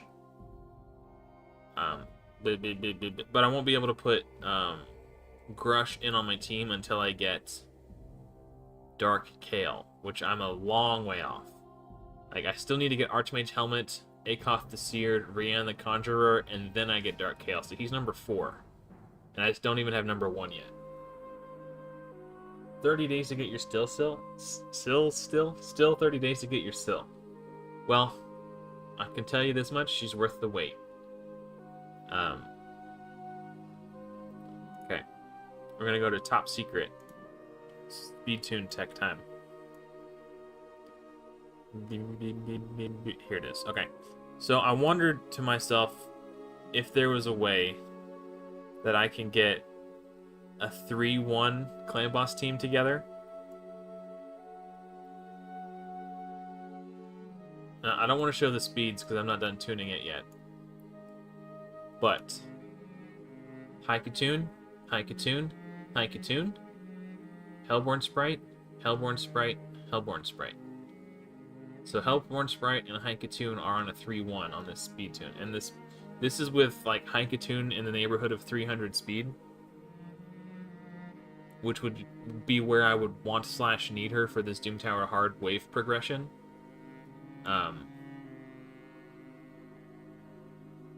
So yeah, I'm working on it, but it takes a lot of work to figure this stuff out. Unfortunately, the reason I wanted to see if I could do this is because Valerie, when she does her buff extension, she also reduces the duration of buffs by a turn. So she would be able to cleanse the stun here. And then you can see I put Kiro the Watcher in as instead of marked. Because I figure if I can 2-key Ultra Nightmare and I can get 2 keys in on Void, I wouldn't have to worry about affinity. I could just use, instead in the calculator it says Hellborn Sprite, but this would be Valerie instead. So Valerie would be using the buff extender here to also, so as long as Valerie wasn't the stun target, she can cleanse the stun, and it's on a 3-turn cooldown, so she'd be cleansing here and then cleansing here. But it only reduces the duration by 1 turn, so it wouldn't work on Spirit Affinity. Or maybe it would. I don't know. I haven't tested it, but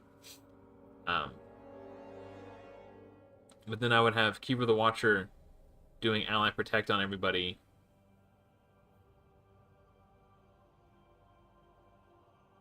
I'm probably not going to use Keeper the Watcher. I'm probably just going to fuse Lady Mikage as soon as I can, and then use her. As much as Keeper the Watcher would be great for my clan boss team, I just want Lady Mikage. Because Lady Mikage is a strict upgrade over Hellborn Sprite.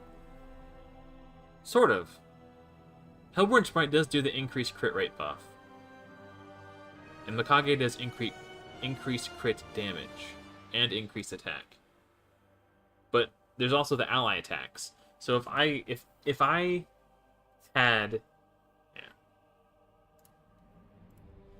had Lady Mikage instead of Hellborn Sprite, I could then replace Frozen Banshee with Mithrala. And then I'm getting increased defense, shield, strengthen, and with the ally attack, I wouldn't really be missing out on that many poisons. So, that would be cool. And the shields would increase my longevity. I might have to come up with a new speed tune. I don't know. I'll have to do some more theory crafting, but I was thinking about that today while I was eating breakfast. Just plotting silently to myself of all the things to come. Okay, so I need to look and see if... Okay, she's still doing damage. Eventually, it will get to a point where she's no longer doing any damage because her defense just gets too high.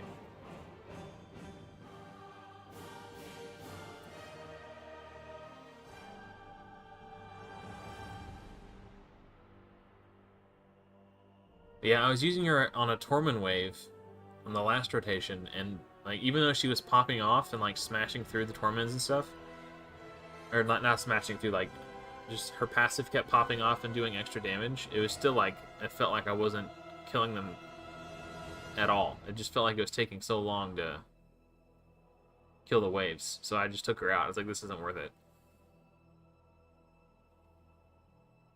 Yeah. Almost there.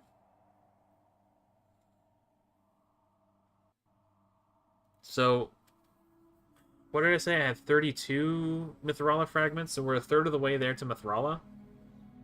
And I'm 2 epics away from Mikage.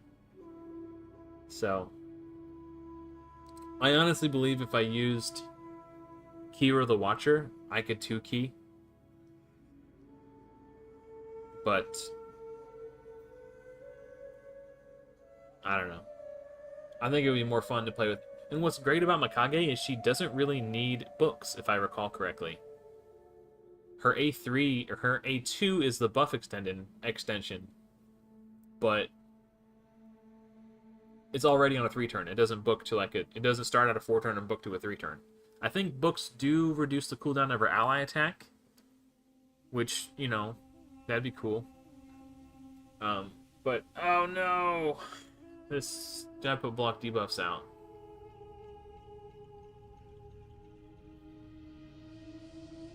Dude, those alt hands are smashing hard.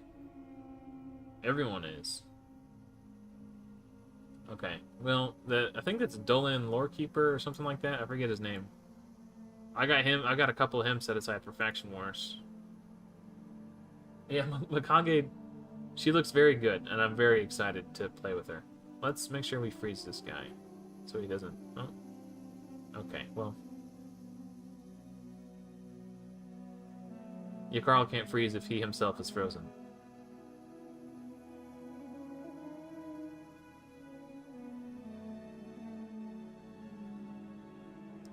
Oh, we also need to make sure Altan doesn't kill anybody, because then he'll revive someone. Yeah, Tormund's annoying. Okay, now we're gonna focus Altan, see if we can get crowd control on him. At the very least, prevent him from taking a turn. Okay, we're good now. We recovered. Yeah, we're good now. Sometimes you gotta play whack-a-mole and just click on whoever's about to get their turn. Dude, she's going crazy. That's like 3 in a row. It's on a 1-turn cooldown, so it must have been her passive triggering, her getting her turn, and then her passive triggering again. Okay, so that's it. And I'm out of keys because I had poor time management skills. Oh, do you guys think I could do this? Force attack champion. Here, let's try it. All right, ready, go. Oh, wait. Let's at least get these guys in there. Now we got it. That was the difference. Oh, no. Now we're ready. Yeah, live arena. Yeah. Oh, I thought I was gonna clear that. What the hell? This game is rigged. Okay, well let's do Fire Knight for the rest of the night. I think that's what we got on the docket today.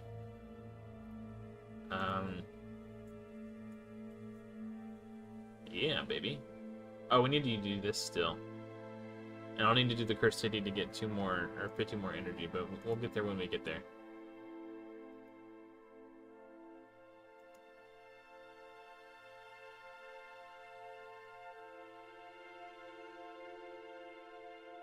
Yeah, man. Like, the whole time I was playing this account, I felt this immense pressure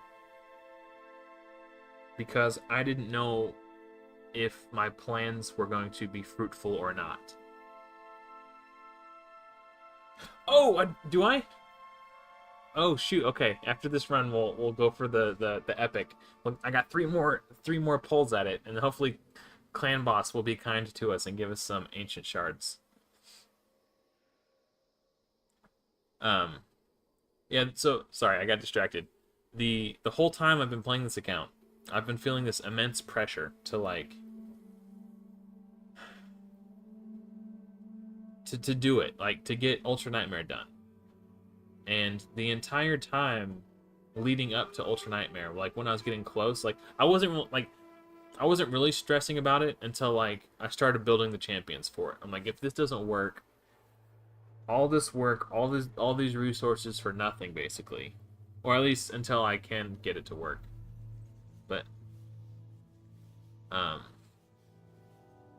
I was like, pushing arena super hard, like every 15 minutes hitting the refresh, clearing as many teams as I could, like spending all day farming my Great Hall. But now that I've cleared Ultra Nightmare, I've gotten really lazy. There's so much less pressure on me now.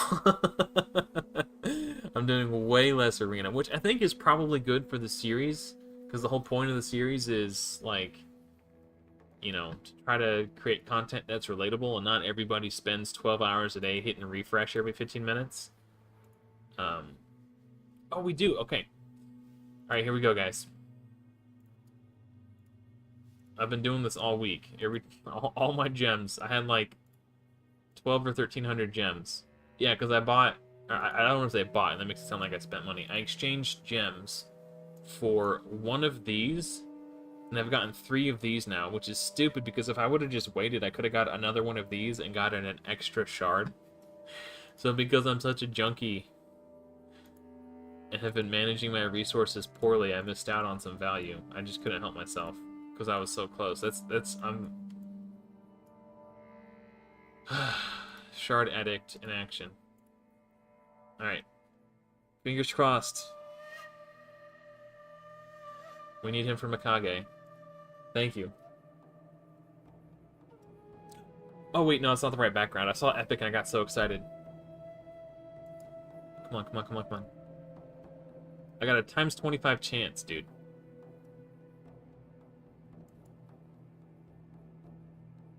I've pulled... That's my third time pulling an epic at a times 25, and I'm still whiffing. It just kind of goes to show you, like, even at a times 25 chance, how big of a ripoff shard pulls are.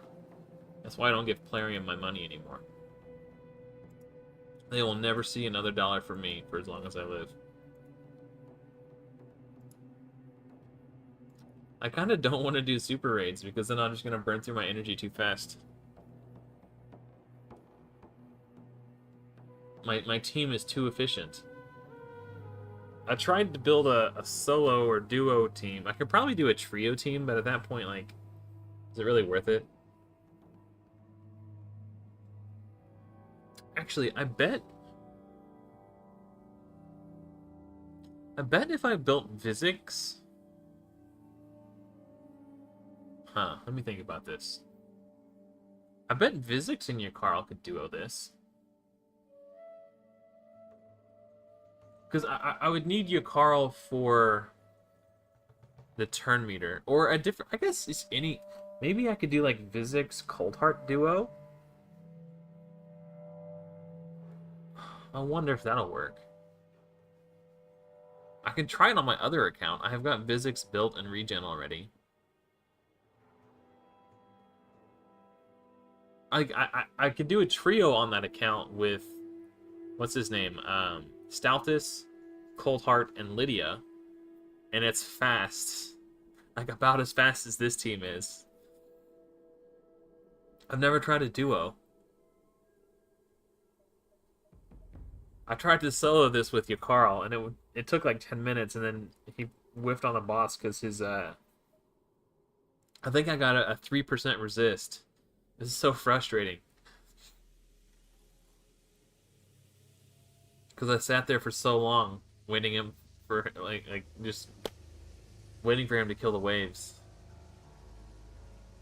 And then to get resisted on the boss, it was just so frustrating. Yeah, Vizix, she would be secondary, like, because Yak Carl can solo the turn meter. Vizix could probably solo the turn meter too. Because it's a turn meter, they both do turn meter steal. I kind of want to do some science real quick, just to satisfy my curiosity. Let me switch accounts. I don't have Vizix on this account yet, so we can't test it.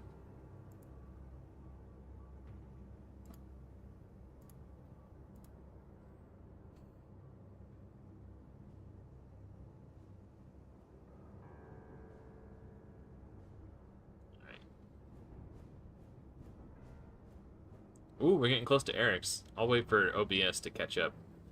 I can see it on my screen, but you guys can't see it.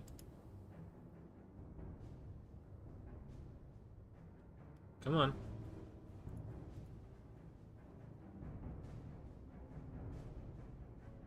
Okay, well. Until it catches up, we'll just do this. You guys want to see something funny? I left these 5 stars in here just to get CVC points.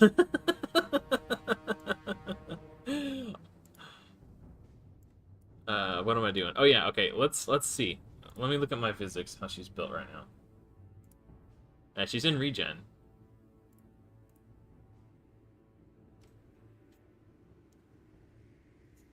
This could work. Just give her some more defense. Make sure she's, like, glyphed up everywhere. I mean, I'd like to, but I'm waiting for the game to get off my screen. Okay, let's give her some more defense. Oh, no, not this.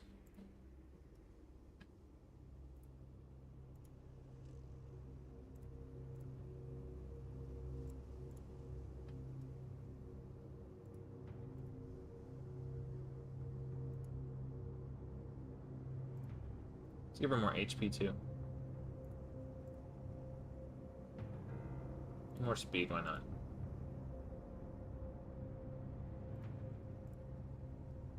She's good on accuracy. And weapons can't have defense, so. Where's she at now? Much better. That's like we got an extra 200 defense just from doing glyphs and stuff. Alright. So that's a reasonable build. Good, but not insane. Her speed and accuracy are about where they need to be. I mean, it's particularly good for regen. Let me hold on. Okay, we're caught up now. All right, let's test this out. Actually, I already used my keys. Okay. I'll hit Hydra in a second. I don't want to forget the plan. I get distracted so easy. Okay. Fire Knight. That's what we're doing. Okay. So I can trio it with these 3. Stoutus, Lydia, Cold Heart. So I'll show you this real quick.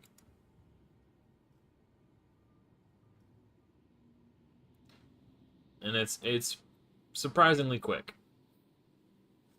Stoutus just human wrecking ball. The crowd controls the second wave with stuns. And when he gets just one-shots with the A1. And as soon as he gets his big hit back, it should be this attack here. These guys are toast.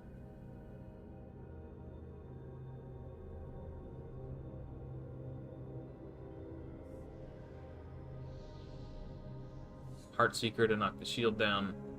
Stoutus can only reduce turn meter on his A1 if the enemy is under debuffs. So now he's turn meter controlling.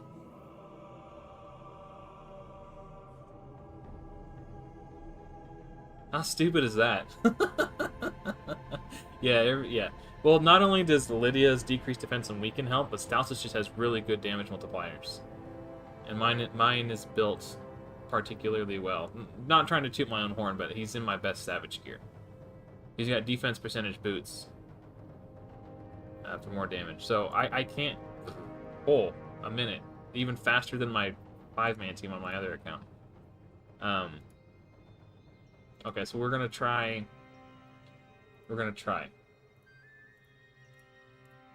Lydia and Coldheart. See if they can duo it. It'll obviously take longer. Gee, that just doesn't matter. Here. Okay. Let's see what they can do. Just out of curiosity. Oh, the increased defense, that's going to boost Physics' damage and block debuffs. OP. Okay, so she's not full healing from the regen each cycle. But we might just be able to kill him fast enough that doesn't matter. It's kind of cheating because she does get the increased defense buff, honestly. I might have to... No, I don't think she's going to do it. Yeah, just Provoke is just not as good as Freeze in terms of, like... So maybe Yak Carl and Physics could... the reason I wanted to test Coldheart instead of Yak Carl is because enemies take 25% less damage when they're frozen. So my concern was that it would take too long. She might be able to do it. I mean, they're dying. And the next wave doesn't have as many hard hitters. Like, these two, and these Chancellors, or whatever they're called, they hit way harder than the Liches in the second wave. But yeah, this increased... It's only the small version, but it's still like 30% more defense. It's kind of throwing off my data a little bit.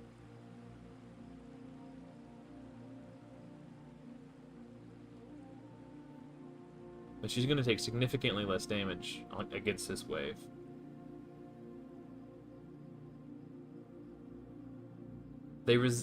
How did they both resist? Dude, she's got like 400 accuracy. So, okay, I'm going to take this opportunity to hype up the Fateless game that's coming out sometime next year. In about 10 months, I think they said, is what they're aiming for. All dates subject to change. They recently just did a podcast where they're talking about RNG in games and what they believe good RNG to be and what they believe bad RNG to be. And Saphira was talking in particular about his distaste for the 3% and how he doesn't think that's good or healthy RNG and how he doesn't want it in their game. I'm so excited to hear that, dude. That made me, like, oh my gosh, that was so hype. I was listening to it at work and I was just like headbanging, like, this is my jam. Oh, I need to probably... Okay. Probably should do some sort of... Yeah, damn it. No, we weren't fast enough. Okay. So, what would it take? Not that. Okay, well, experiment over. There's probably some tweaking I could do, but I don't feel like messing with it right now. Actually, I'll save the shards for CBC. Actually, let's pull... I'll wait for CBC. Squeeze out a few more points. Less crap that I have to do. I mean, generally I would not recommend pulling your shards during CBC, but I don't really play on that account anymore, so I don't really care. I'm not going for fusions, anything like that. I'm just using it to help kill clan boss for this clan. Which, by the way, we're killing Ultra Nightmare every day. No. Okay, back to Fire Knight. Actually, let me check Arena real quick. Need to refresh this and get tokens in. As I said, I've been extremely slacking in the arena since I hit Ultra Nightmare. Yeah, 3% is stupid. The reason Plarium implemented it, according to Saphira, which it seems to make sense, so I'm not gonna, like, you know, is Plarium wanted to introduce champions who have the capacity to never succumb to the 3% resist rule. A weak hit, of course. Yeah, why not? Like Yak Carl's A3, for example. If the enemies are at or above 75% turn meter, the AoE freeze on his A3 can't be resisted. So it gives champions who have the capacity to overcome that, 3% rule. It gives them a little bit of extra, like, razzle dazzle. It makes them, like, cream of the crop. Champions like Ghostborn and Walking Tomb Drang, it sets them apart in that regard. Which, is all fine and stuff, but makes the rest of the champions feel like, man, this sucks. Yep, so far we haven't missed a day. So yeah, we're killing Ultra Knight right now. Yeah, the 3% rule for accuracy. So, it's one of those things where if you haven't been told it, you're probably not aware of it. So I'll just go ahead and throw it out there for everyone who's watching. You may or may not know. Even if you are accuracy capped for an encounter, you have enough accuracy to overcome the enemy's resistance, there will always be a 3% chance that you get resisted. That's just the way the game's coded. It's stupid and it feels bad. Last rotation, I was fighting Scarab King, and I was in the fight for 13 minutes. And Yak Carl the Scourge's A2 got 3% resisted. The boss got a turn and it wiped. 13 minutes of my life down the drain. I tried again. 9 minutes into the fight, Yak Carl the Scourge's A2 gets 3% resisted, and my team dies. It took me 3 tries to beat the Scarab King, because I kept, like, I only had one champion in Destroy gear, which was my Armiger, and because I don't have Blood Shield accessories, I had to bring Metal Shaper in to provide a shield for my team. Which means I couldn't get as much turn meter onto the team as I would like.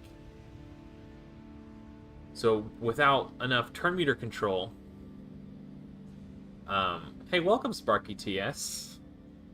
Welcome to the clan.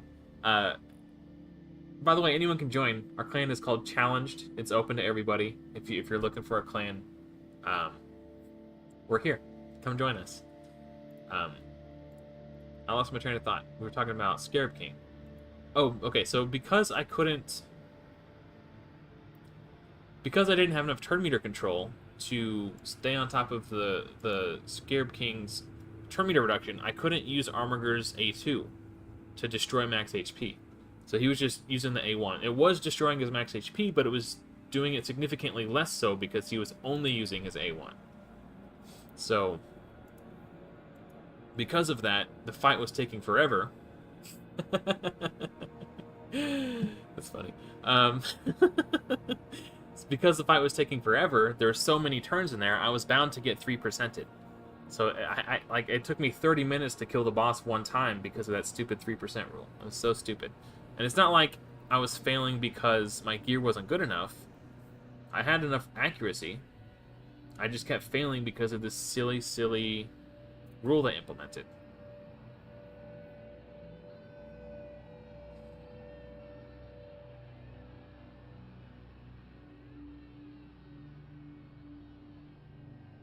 Anyway, yeah, so when I heard the Fateless team talk about how they're not going to have anything like the 3% rule in their game, I was ecstatic.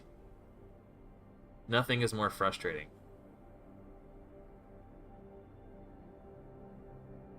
Than failing a run because of bad RNG rolls. And that's exactly what was like, I don't know if you guys recall, but when I was struggling to beat Dark Fae on normal for the first time, I was losing because I kept getting 3% resists. Like that was like, I had the boss down to like 3% HP. Like under 5% HP. All I needed was like one more Heartseeker or like, a couple more regular attacks or maybe a War Master hit. Like I just needed one more hit on the boss and they were dead. Armiger goes in, gets resisted in the clutch. Boss takes a turn, claps back, and wipes my team. I'm dead. And that was like my 5th attempt on the boss at that point. I was like...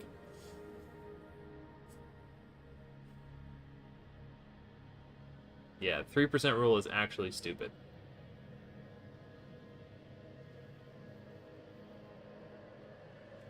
This team is too fast. Oh, man. I mean, I don't mind it, but at the same time, it's like... I need to kill another hour before live arena starts, and I don't want to... I don't want to burn through my energy too fast. So yeah. We've got 2 spots left for challenged. We're level 3, we're leveling up. We gained a ton of XP during CVC because you get clan XP when you get the milestone rewards. And then for completing clan quests, we're 6 clan quests shy. Where am I at on here? Oh, I can do this right now. Okay. I kept forgetting. Okay. Do I have somebody? Oh, Arbiter.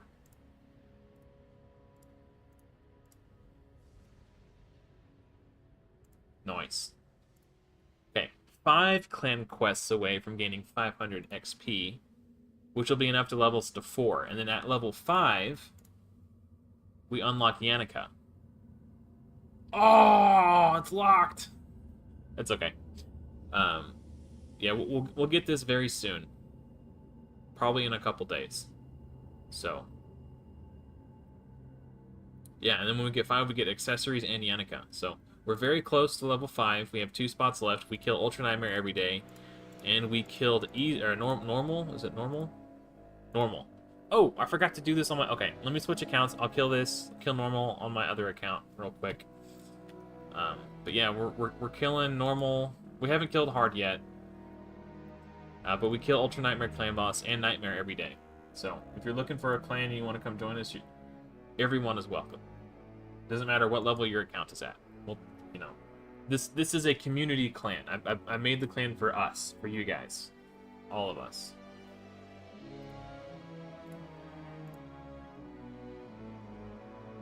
Oh, I bought them all? Oh, okay. Silly me. That makes way more sense. So yeah, I'm not gonna level these up because I'm saving those I'm trying to get those free CVC points.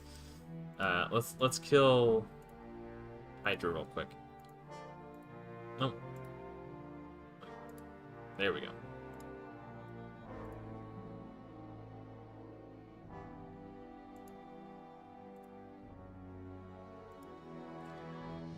It had like 13 million HP?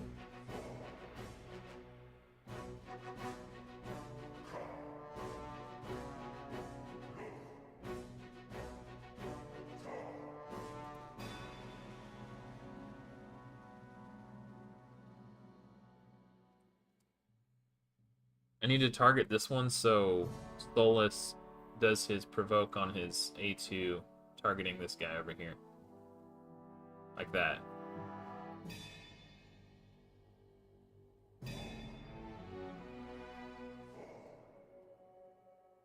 And then if I could just kill him, I don't have to worry about it, so I'm going to keep him targeted.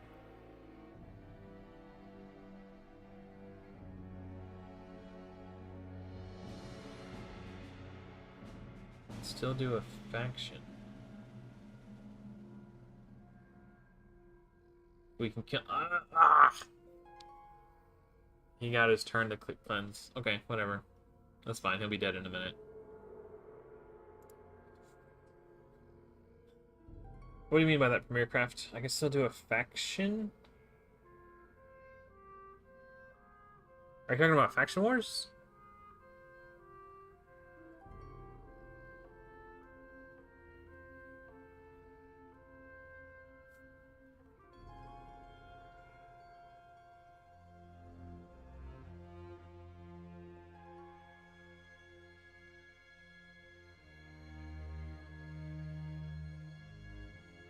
This head of gate, yeah, let's keep him targeted. Oh, yeah. No, I need to do that on my old account. Yeah, you're right. I'm not gonna bother with this account. I legitimately don't care. Actually, I'll let them attack the decapitated heads. They do way more damage. but I need Soulless to make sure he gets his provoke off if it's up. Yep, okay.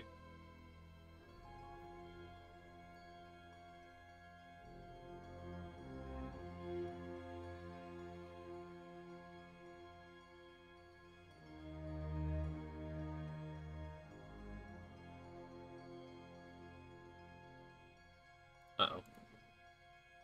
That was my provoker, so now they're gonna be cleansed. Oh, spit them back out. Okay, never mind. I don't like cleansed anyway. Okay, whatever.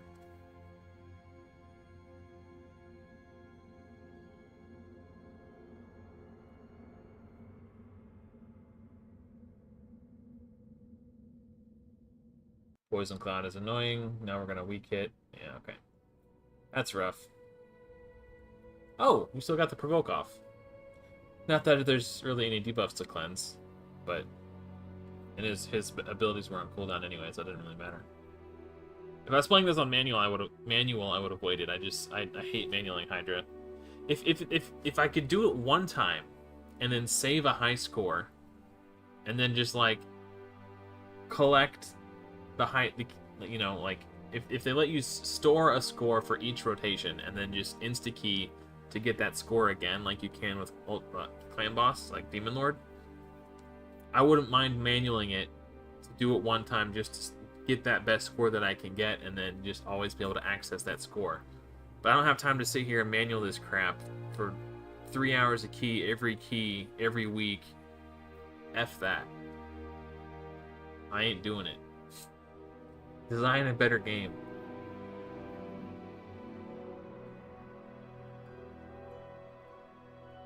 Like, that is not a rewarding, to me anyway. I don't, not interested in that. Oh, no.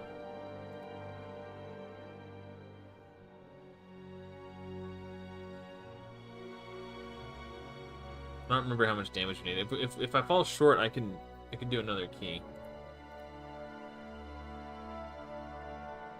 Oh, I don't have a reviver on this team. Okay. So Lydia's just dead.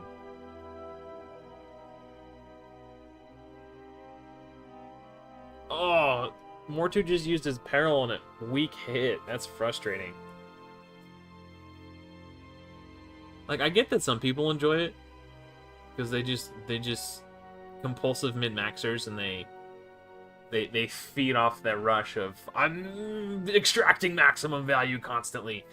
But I just don't I don't care anymore. Like, maybe if this was a thing, you know, when I first got into the game, I would have been more into it at the start of the game, you know, like, but it was introduced at a time when I was already, like, had one foot out the door. I was already losing interest in the game, and it was just bullcrap that pissed me off, and I quit because I hated it, and it was stupid.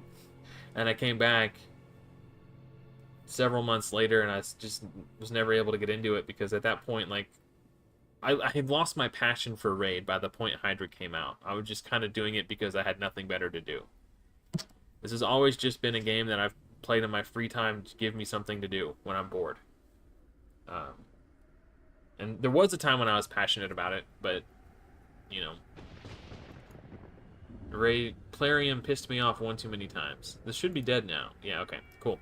So, normal's dead. Alright, let's hop back on the Rares Only account. Oh, actually, grab those gems, why not?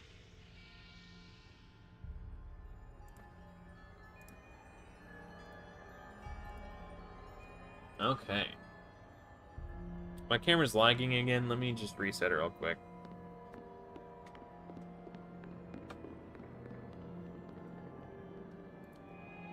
I was talking to my wife about getting a new camera today.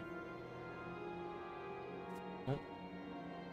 What's going on? There it is. Oh, okay. GG.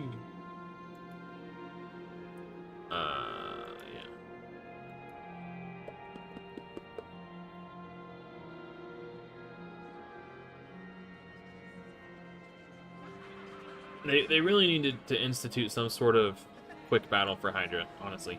It actually, let me rewind. They need to improve how the AI functions, like our team's AI functions versus the Hydra battle. They need to make it so our team is smart enough not to just randomly attack the Head of Wrath just because of the affinity matchup, because attacking the Head of Wrath is bad. It needs to make it so champions who have single target provoke abilities know that they should prioritize attacking the Head of Decay with their provoke abilities. They need to make it so our team knows to attack the Head who has consumed allied champions unless you are the single target provoke champion and you need to provoke the Head of Decay. Like, all these things need to be coded into the game to make Hydra more auto-friendly. And then once they fix it, then they need to give us quick battles. Because when you do a quick battle, what's happening is it's playing through all the turns instantly without being bogged down by the animations. It's running a quick simulation to see what you would have scored if you would have done it for real. That's what it's doing. So when you see like that little circle going and it's loading your damage, it's running a simulation, going through all the turns but skipping the animations. It's like times infinity speed, basically, just done. So if they don't make these AI quality of life fixes to Hydra quick battles won't work, because your team won't attack the Head that just consumed their ally, and the provokers won't provoke the Head of Decay. They won't know not to just attack Head of Wrath for no stupid reason. What camera would I get if I could? I haven't done enough research on the subject yet because I don't have enough money saved up to get one. If you know of a good one that you'd like to recommend, I will take it. I'll take heed, because I'm a lyrical poet. My Amy's on the scene, just in case you didn't know it. I should have done this when I did my Force, Champions, and Campaign battles. I need to do this real quick.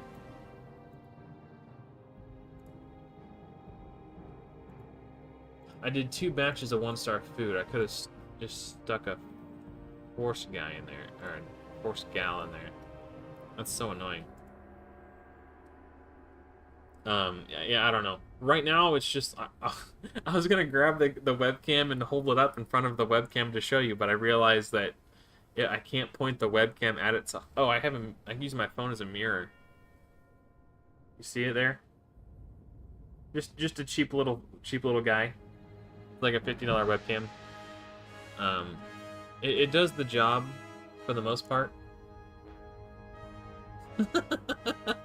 I can't take credit for that. That's Vanilla Ice. But thank you.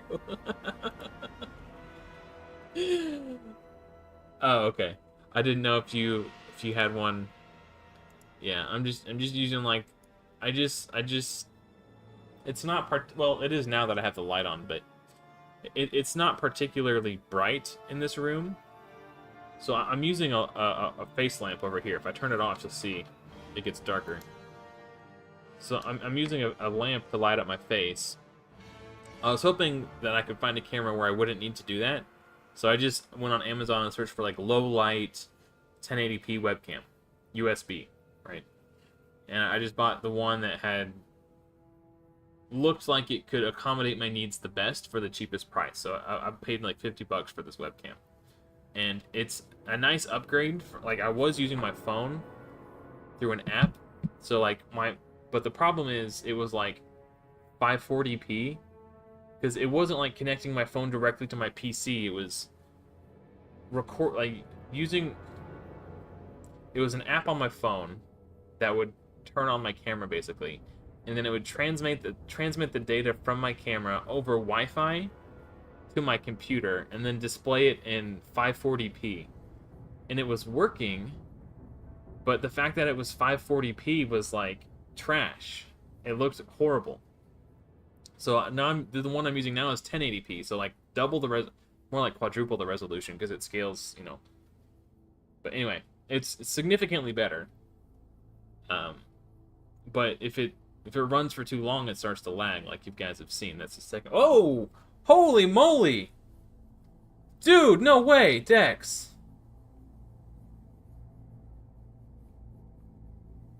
Dude.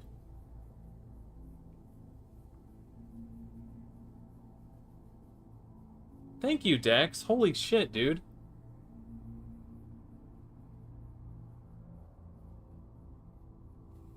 I...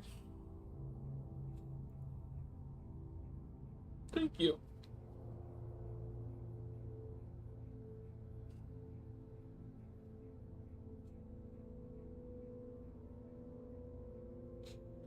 Thank you. That means a lot. I really appreciate that.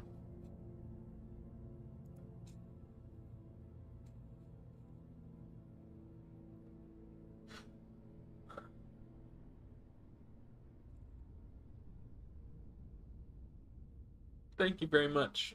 That means the world to me.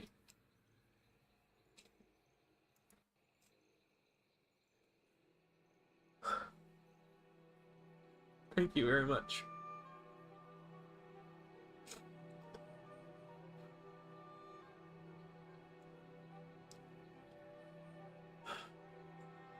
Yeah, that's insane, man. I really appreciate that.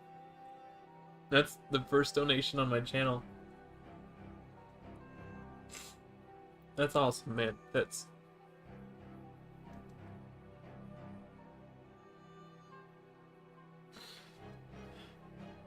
means a lot. I really appreciate that.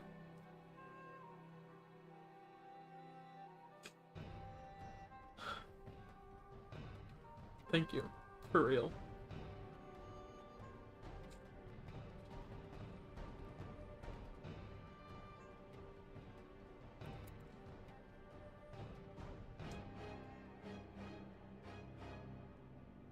That really does mean a lot to me. I appreciate it.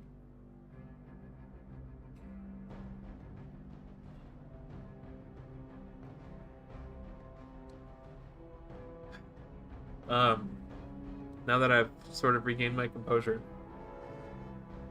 if you ever find yourself in the need of an account takeover, or if you're struggling anywhere, just DM me and I will be happy to help.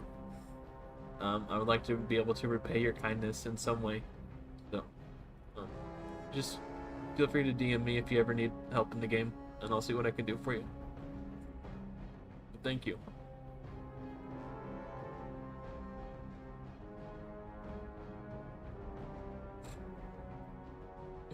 That's...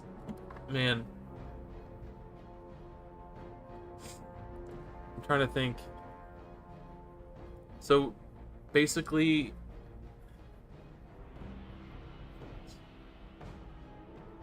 that's about what I would... it would take me like 4 months to make that much off ad revenue from my YouTube channel. So you just like accelerated the rate at which I will be able to buy myself a new webcam by like 4 months. That's huge, man.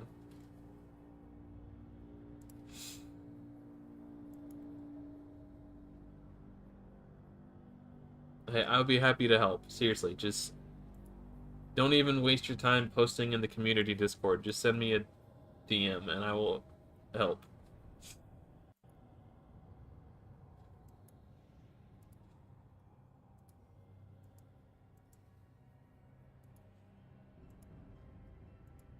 And maybe I could even make content about it.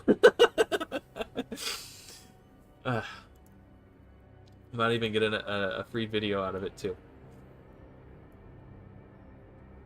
Okay, which will help even further. Man, you're the real one, man. I really appreciate that.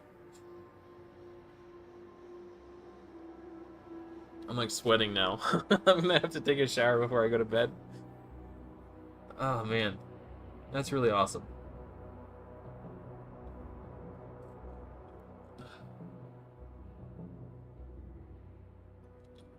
Dude, I feel so silly. Like, I get it now. Like, I remember seeing clips of like streamers getting huge donations and getting emotional and like thinking to myself, like, really? But now I get it now. Like, I feel like such a dick for feeling that way, seeing those clips and reacting the way that I did. But I guess you never know how you'll feel about a situation until you find yourself in it.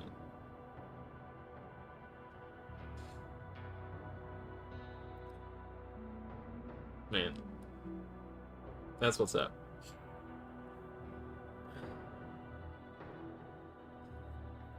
Oh.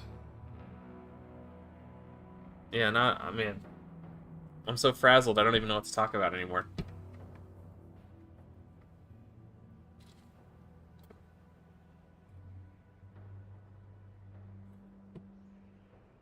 Yeah, cool, yeah, and then it can help other people too.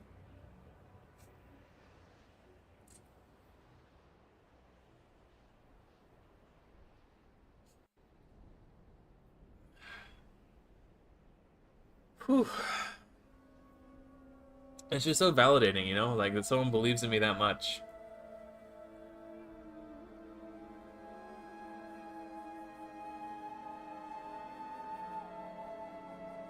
You know, like reading comments is one thing, but to someone like to have like really like put their money where their mouth is,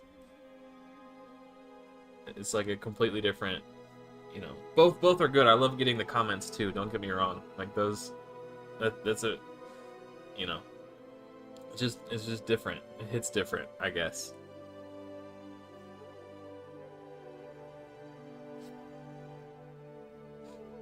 Like my favorite comments to read are always the ones where it's like, hey, you know, this really helped me. Thank you for taking the time to make this guide. You know, stuff like that.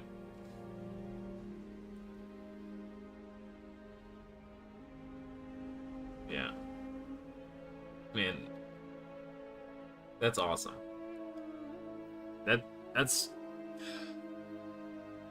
when I'm done streaming tonight, I'm gonna start looking at webcams. Well, thank you, THC. I appreciate that. Like, as much as I'm enjoying the fun aspect of the Rares Only Plus series, it's not one that is particularly good at attracting new audience.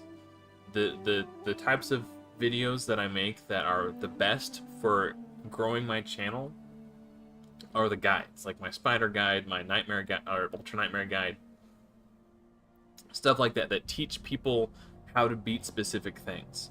An ongoing series like this is not, they don't make for popular videos. But I'm doing them because I enjoy them, and I know that you guys enjoy them too. I care more about entertaining my existing audience more so than I care about growing my reach. Occasionally, I will do a video that will, like, my... Oh, I didn't have super raids on? You had me so frazzled. But yeah, you know, I'm catering to my existing audience with this series rather than getting more reach. The Ultra Nightmare Guide did a lot more, you know, like stuff like that was good for growth. I think I gained like 60 subscribers from that one video. And then because I shamelessly plugged the series at the end of that video, I'm likely to get more people to tune into the series, which gives it more steady growth. But this series in and of itself has not been particularly good for growing my audience. But I feel like it's good for retaining my audience because it gives them something to look forward to and tune into every week. So, yeah.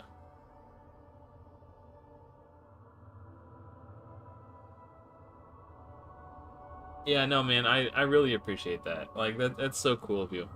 Like, as soon as I'm done streaming, I'm gonna start looking at webcams. I have no idea. I haven't even started looking yet, but that's gonna go a long way towards helping me get there. So thank you. Because the way that YouTube works is they hold on to your revenue until you earn. You can set what you want the minimum to be, but I don't make enough off my videos for like if a big YouTuber like Hell Hades, for example, he makes enough off his videos that he can just get a paycheck every week. For me, it takes me like 3 months to earn $100 from ad revenue because my channel's so much smaller. So I get like a paycheck once every 3 to 4 months for 100 to 120 bucks, something like that. $100 is the minimum payout. So they hold on to your ad revenue until you've earned enough to get a paycheck of at least $100, and then they pay you. So by giving me $150, you have vastly accelerated the process of when should I get my next YouTube paycheck. And it will be at least 150, you know, I mean, YouTube takes their cut, obviously, but I gotta start looking at webcams now. That is so cool, man. I really appreciate that. Because when I was on vacation for the last 2 weeks from work, and I got bored because when I'm off work, I still maintain my night shift sleep schedule because I don't want to, like, it's hard for me to switch back and forth between like a normal sleep schedule and my night shift sleep schedule. So you guys get paid. Not much, but yes. I think I average about $10 a week, from give or take. It's not a lot. I'm not doing this for the money though. I'm doing it because I enjoy it and it's fun. It's just a hobby for me right now. But what I'm trying to do is take the money I get from what I earn from YouTube and reinvest that into equipment that I need to make better content. Like I'm putting my money that I earned back into my channel. So like I got a third monitor recently, but I bought the third monitor with my YouTube money. Stuff like that, and the webcam that I don't know. I said the webcam. Getting a new webcam is I would want to have paid for that with my YouTube money. You've already done enough, man. I can't ask no, but thank you. I think I'm due to get a paycheck soon anyway. So between your donation and my regular interval, I should get like over $200. So that should be enough to get something. And then I still have some left over from my last YouTube paycheck too. So I should be able to get a pretty nice one. Thanks to you. Yeah, and much sooner than I would have been able to do so otherwise. Yeah.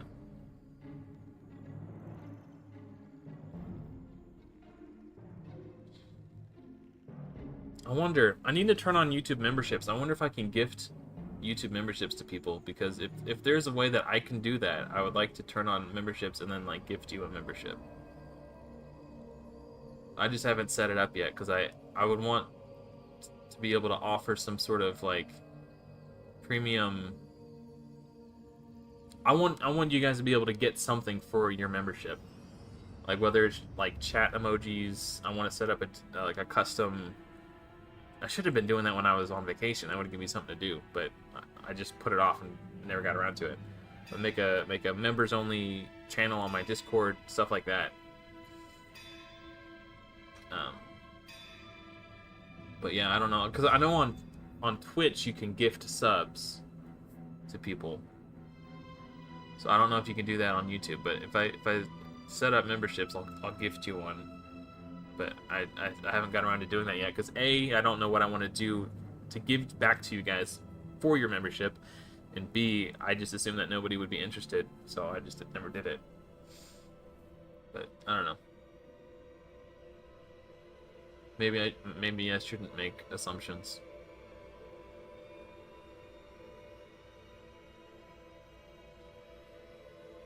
Anyway, what were we talking? Oh yeah. I'm gonna have to do some webcam shopping. I was just talking to my wife about it today.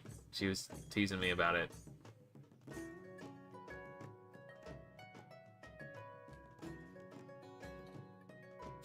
Better than Plarium. I mean, that's a pretty low bar, but I appreciate the compliment. Yeah, thank you for that. Okay, well, I'll look into it tonight.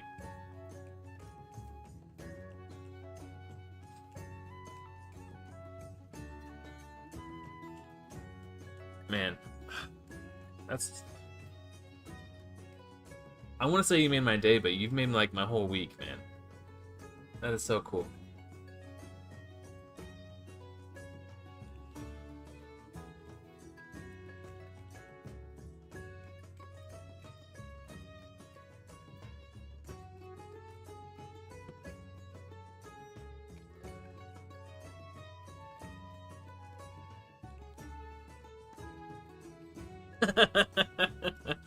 Hey, there's no rule that says I couldn't do YouTube and OnlyFans. Alright. Live arena in 20 minutes. So let's bang out some Fire Knight.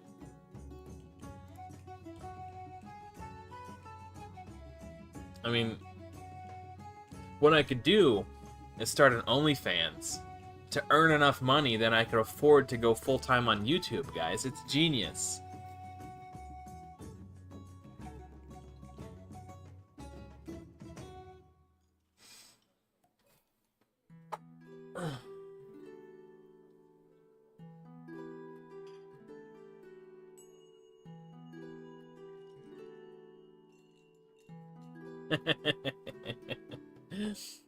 I wouldn't expect any crossover between the two. I'd assume that, you know, the people who enjoy my YouTube would just continue enjoying my YouTube, and then the OnlyFans would be a separate sector.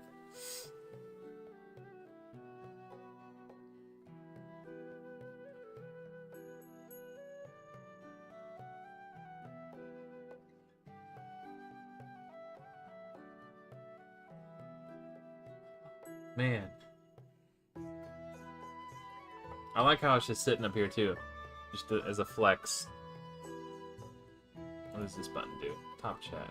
Yeah, okay, we'll keep that there. Man.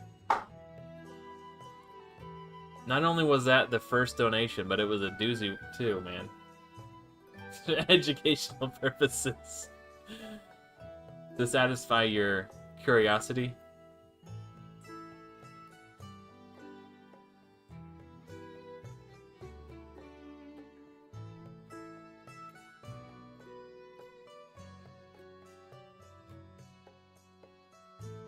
No, I don't think I would do that.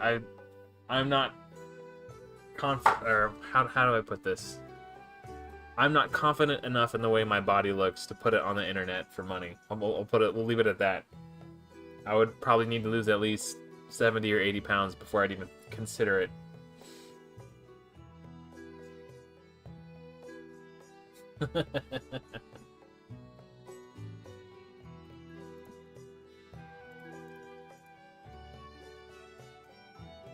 I think I could sell that one.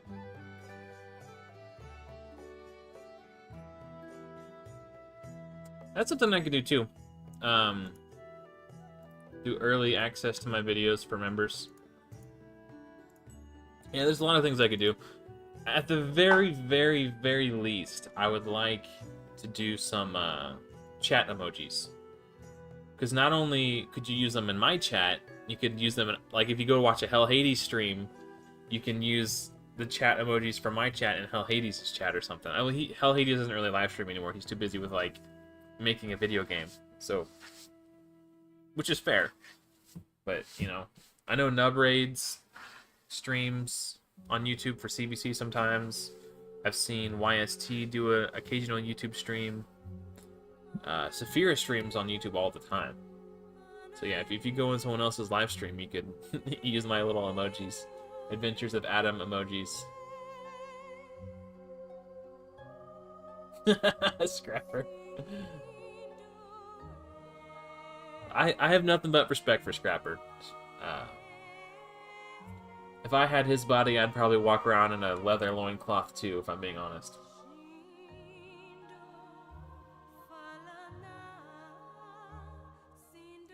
No, I look more like Farrakhan. It's not exactly the...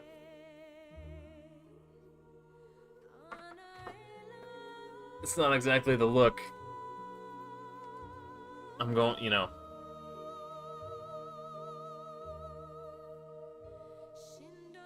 I was gonna say War Mother, but I switched to I remember that Farrakhan was a thing.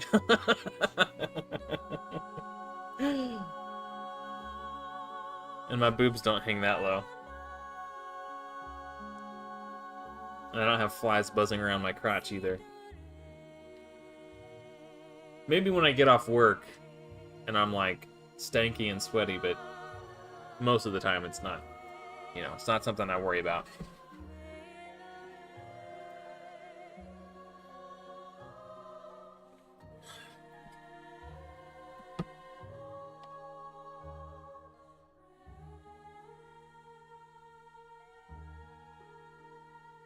Yeah, dude. I'm just thinking about like the logistics of that. That's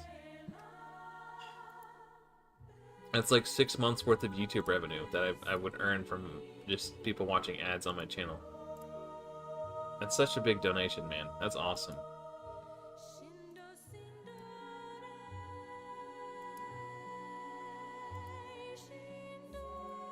Like I'm still stuck on it. Like I can't stop thinking about it.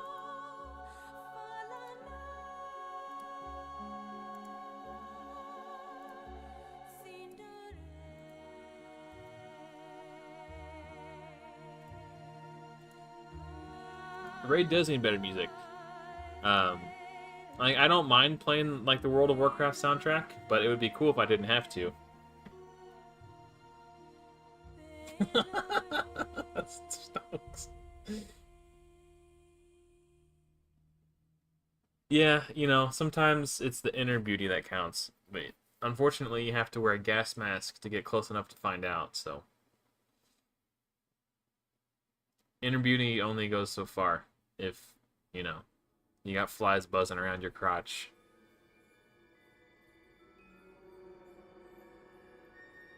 Her stank is too dank.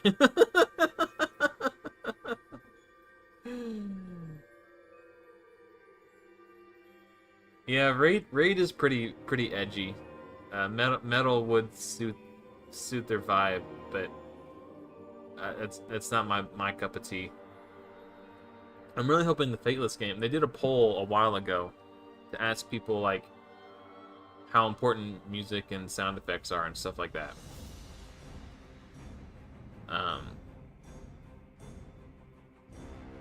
And I think it's really important, honestly. Like, if Raid's music was good, I would have it on right now. But unfortunately, it sucks. So we're listening to music from a video game that is good.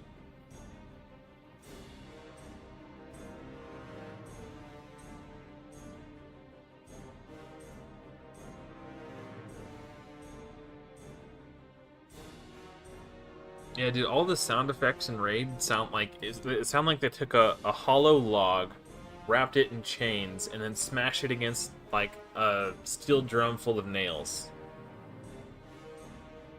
Hold on. After this run, I'm gonna turn the sound effects on just to show you guys like how actually okay. I'll keep playing this until it's.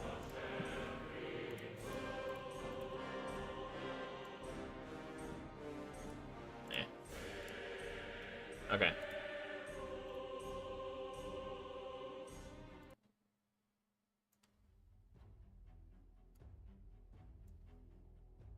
Okay. I'm gonna turn my speaker up because I can't hear it. Okay, the music isn't terrible, but I don't want to sit there and listen to it constantly. I'm gonna turn it up in OBS so you guys can hear it better a little bit. Okay, listen to all the sound effects in this game. They're all just garbage.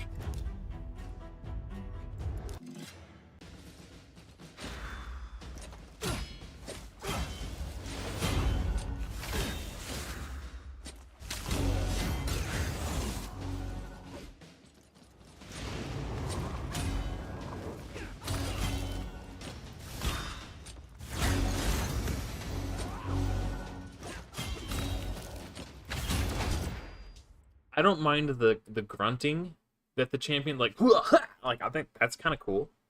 When Lydia does her AoE, she laughs like that's kind of cool.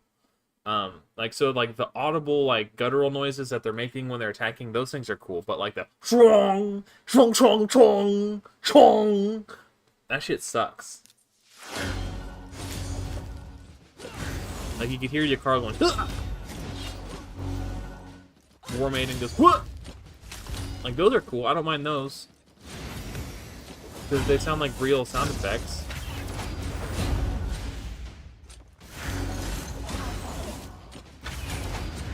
Like what are these?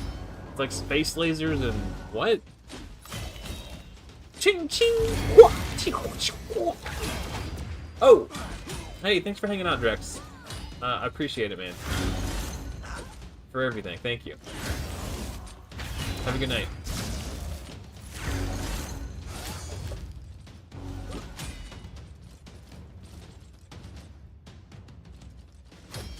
Yeah, like, the music isn't bad. It's just, there's no variety in it. It's just the same thing over and over again. Xena makes great sounds. I never collected her, but I bet she does. Especially if you're Hercules.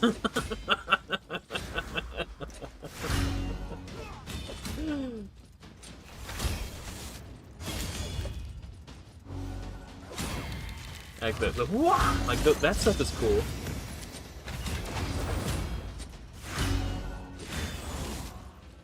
Like Bad El Khazar, when he attacks, he goes ha, ha, ha. Like he kind of laughs a little bit, like he's an evil villain. Like that's kind of cool. Like the victory sound effect is fine, but overall, it's like the sound effects in this game are just like, I don't even want to say mid, because that gives them too much credit. Okay. Back to WoW music. I have my speaker up too loud. Still soft. Hey, what's up, Dark Boom? Oh, hey, hey ho, that's right. You were, because of the joke over Hercules. Okay. Yeah.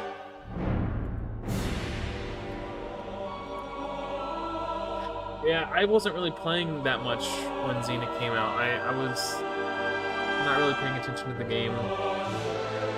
I think I just came back right at the end of it. I don't really know what happened with Xena. Oh, sorry.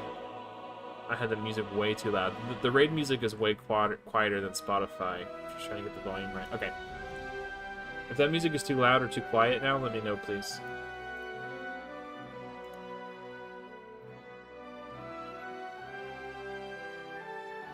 Oh, nice!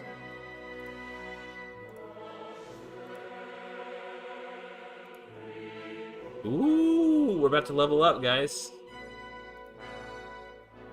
Yeah, that'll be enough to get us to level 4. Yeah, we'll have this. We'll be level 5 in no time. And then ML, aka Mike, or MM as he's known inside the clan. He said he'll join when we unlock Yak Carl the Scourge. So if we can get to level 9, Mike will join us on his Void Only account. Still a bit loud? Okay. Okay. I turned it down by like a couple percent. Let me know if that's how that is.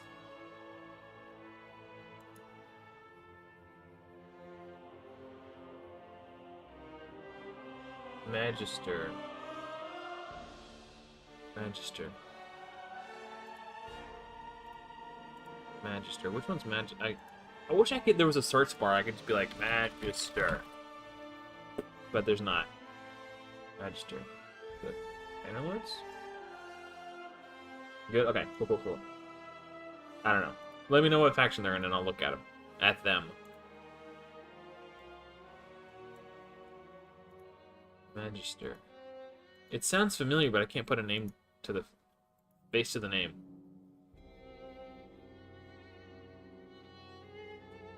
Yeah, I like the audible, like because they're like real noises that human beings would make, and it sounds realistic. With a swing, swong, ting, ting, ting, ting, ting. Like none of that stuff sounds real, and it just sounds fake and stupid. High elf.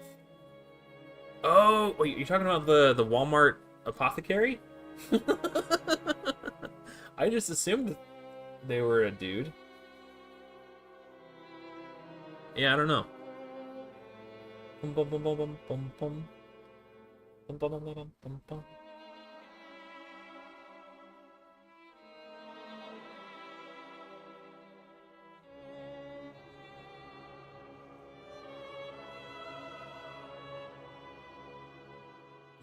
His message is yeah.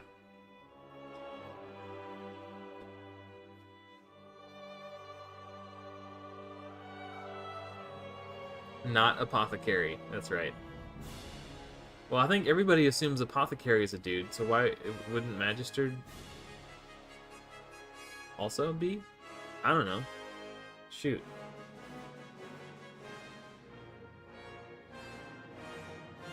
Just his cousin, his kissing cousin. They do it like the Targaryens.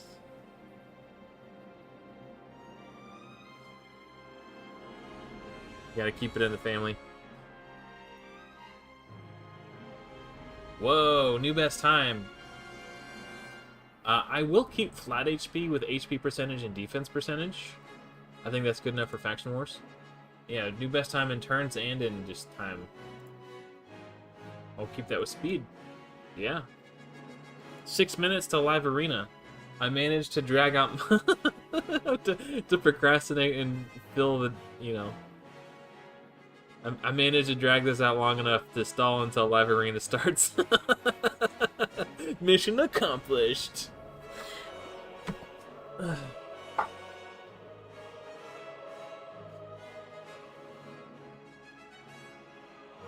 That was my goal the entire time. Every time you see me look over like this, I'm looking at the clock. When does live arena start?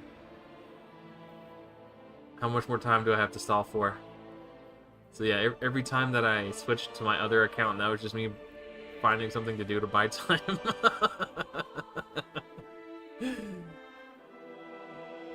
I mean, it was also like, you know, we were on the converse, you know, it was, I wasn't just doing it for no reason. It was something that I was talking about. I was like, oh, you know what, that's a good idea, let's try. It was just an excuse for me to to stall and buy time. I was afraid I wouldn't have enough energy, and I even turned off super raids at one point because I was afraid I was gonna burn through my energy too fast. But then I was like, I kept eyeballing the time. I was like, I think we could do this. Turn super raids back on.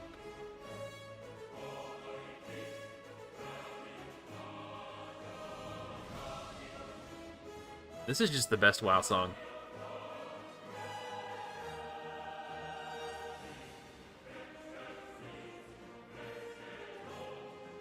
Hey, what's up, Jack? My guy.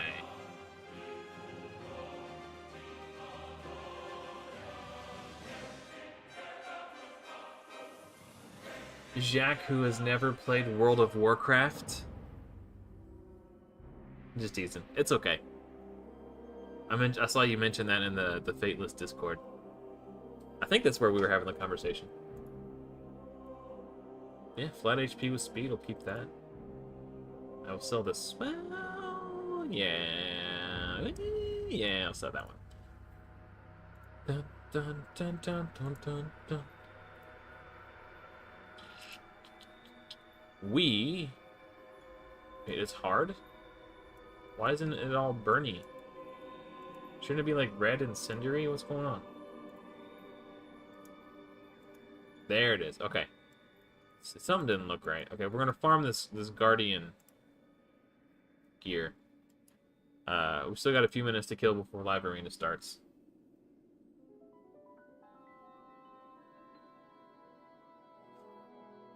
You might have been too young for World of Warcraft, really. Like, I know you played Minecraft a lot, and Minecraft came out kind of after World of Warcraft hit its stride. Like, it was like Wrath of the Lich King was like the peak of World of Warcraft, and then Cataclysm came out, and that's when it started to decline in popularity. And then I think Minecraft came out right around that same time. So you might have just been too young for it. Hey, good morning, Michael.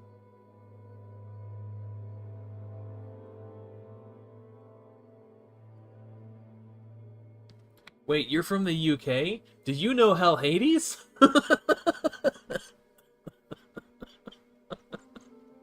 I'm sorry. I know that's stupid. I couldn't help myself.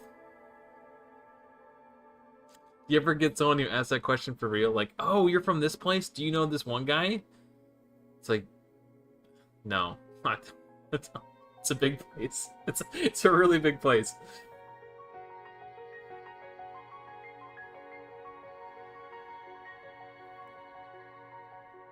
Oh, you like the RTS games, June? That's cool. What was I gonna say? Oh, the only RTS I've ever actually played was Halo Wars for Xbox 360. And I only played the demo because I used to work at a video store. And for those young kids who don't know what a video store, It was like a grocery store, but instead of groceries, it was filled with movies. Imagine walking inside of Netflix and picking out a movie and then paying $5 to borrow it for 3 days. And if you turn it in late, they charge your credit card $20 for it. That's... Can't imagine why that business model never lasted. Anyway, back when I worked at a video store, we had a Xbox 360 like demo setup, and we had Halo Wars was the game that was in there. I played the demo version of Halo Wars when in my downtime when I worked at the video store. Oh, okay, down south, yeah, okay. It was worth a shot. Yeah, never say never. If I've learned anything from Justin Bieber, it's that you should never say never.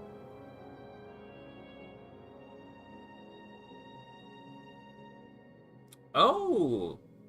Darkboon, my neighbor to the north. I saw somewhere on Reddit that was like, America is the meth lab in Canada's basement. And I was like, well, shit, what does that make Mexico?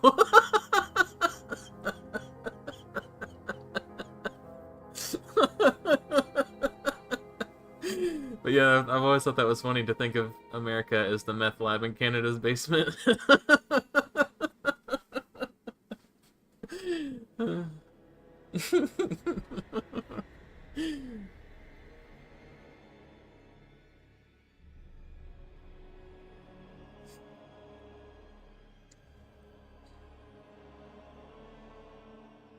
So I just to see if I could, I tried to solo this with Drexlar, and he did solo it. But it was way closer than I was comfortable. Like, the Griffin got to 20 stacks of this, whatever this is right here. Skybond. And they were almost killing Drex. So I don't think I'll be able to solo the higher stages. I'm probably going to have to bring Syl in for extra healing. And Syl is strong affinity, so Drexlar should be the tank of that single target, like, Screech attack. I'm going to go ahead and finish my keys before I jump in live arena. I want to make sure I don't forget to do this, because I really need this Guardian gear. I still need to gear Yaga in a good Guardian set, and I still need to gear Guardian, who will be my Force Affinity Decreased Attack champion. So if I get Guardian and Yaga geared for Clan Boss, I'll be able to fight Force. So I still need to farm Guardian gear.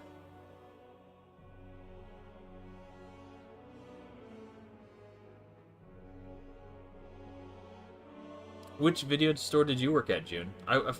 First I got a job. Oh, we leveled up, Sparky says. Nice. Oh wait, does that mean I can buy Yannicka fragments? Hold on.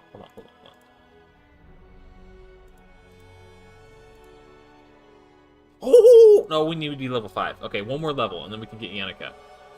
So we need 1,700 points. We got about 200 or so XP from CVC.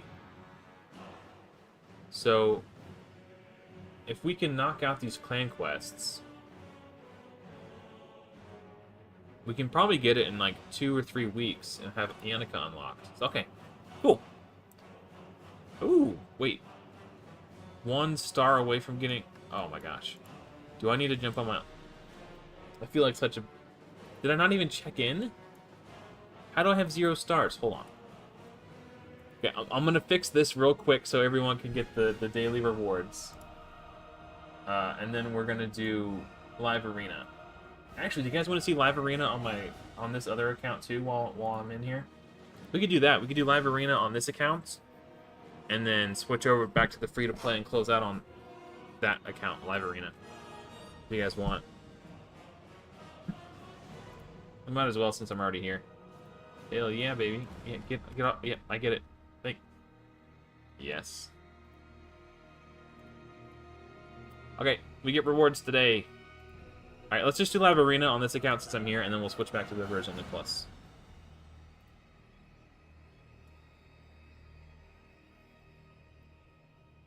Oh, you live in Asia.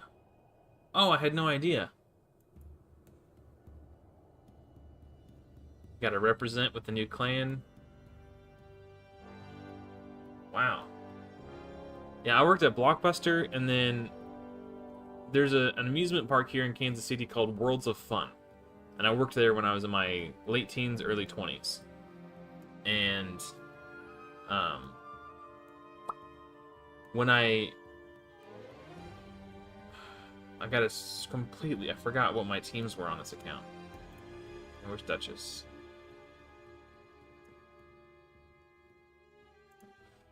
I worked... Because we live in the Midwest, we have, like, really swingy seasons, so it's really hot in the summer, and then it's really cold in the winter. So the amusement park is only open in the summertime, so it was just a summer job. So I would find other places to work in the off-season. And when I got hired on at Worlds of Fun, I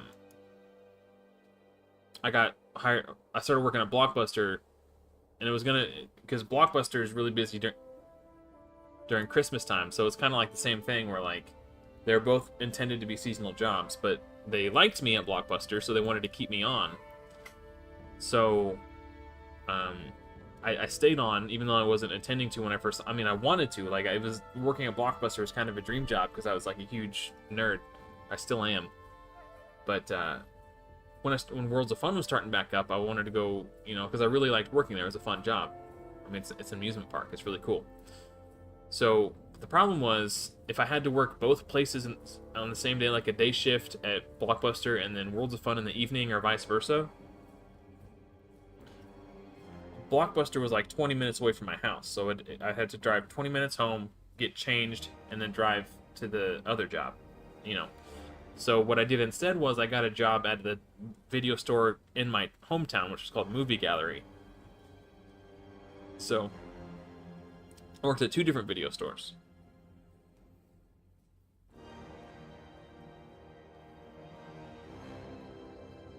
Oh, I feel bad. I don't like bullying people.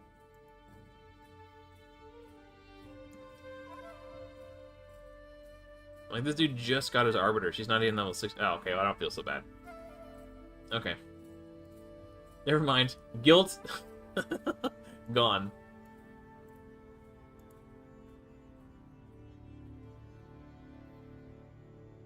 Relationship ended with guilt. Petty is my new best friend. Okay. Ban? I don't know what either of these guys do. I know this one does damage. I can tell just by the blessing he took at their damage dealer.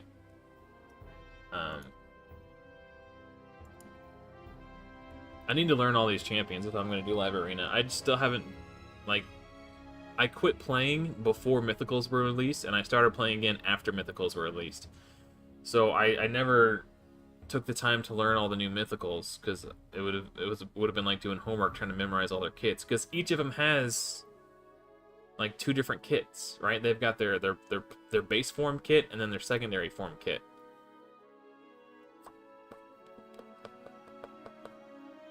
So I have no idea what she does. She puts my skills on cooldown. Okay.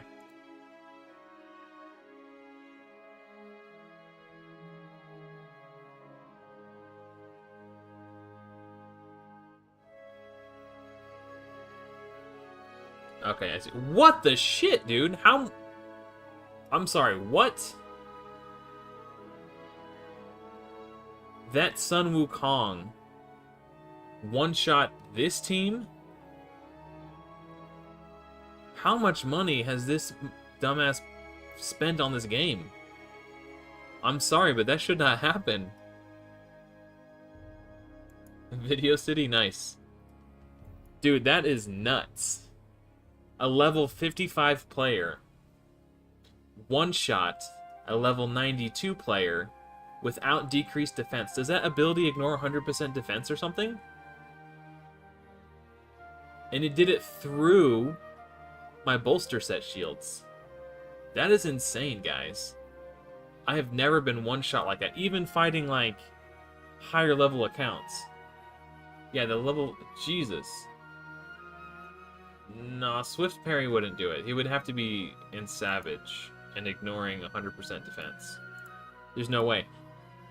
The only other time this happened to me is was versus the guy who pairs who pairs with King Narcisse or whatever his name is, who does extra damage against enemies under shield.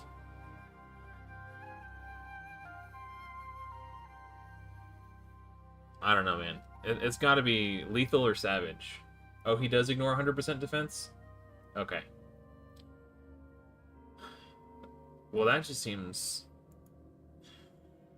silly. Oh, 50%. Okay, so ignores 50% baseline. And then if he was in Savage and then also had Helm Smasher, got Helm Smasher on everybody. This is the HP burn and poison guy, right? I'm not really concerned. More 2 counters. Okay, we'll just get rid of that guy. I've never been one-shot like that with this team. Except against that Narcisse guy a couple weeks ago.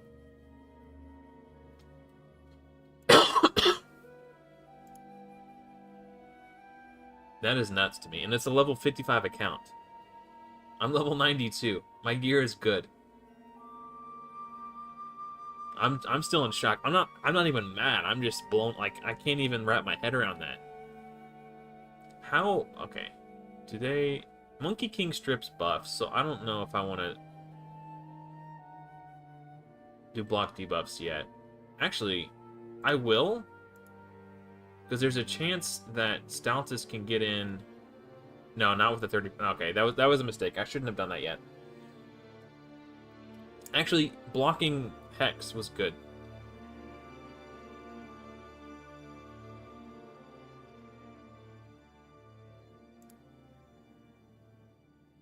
It didn't really matter who I attacked there, honestly.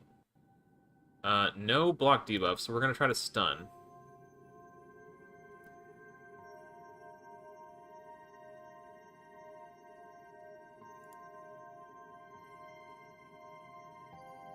Why would you... Okay. Oh. Because his monkey didn't do any damage? I guess.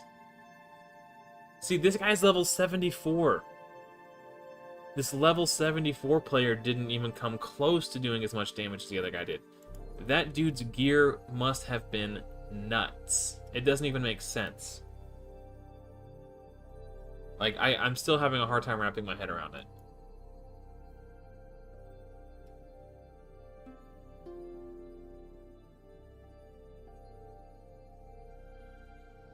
Like, he must buy every Savage pack that comes up on the market. Or in the shop.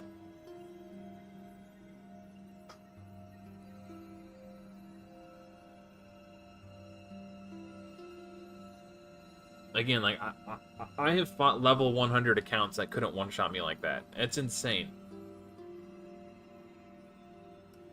I'm still stuck on it. I can't get over it. It was crazy. I'm still in shock. I'm like, okay. I only get 10 of these. And people, I would rather, I just want to play the game. Maybe they recognize me like, uh-oh. It's Adam. I can't. Whew. That guy's too good. He's free to play. I can't keep up with him. Okay. Level 100 player. Hopefully he takes the Monkey King so we could use this as a baseline for comparison. He sold his kidneys. Maybe. I really hope this guy takes Monkey King. And I will not ban it because I want to use this. This will be a better comparison. Level 100 player. That was nuts. Okay, Marichka's annoying, but that's fine. She's got block revive.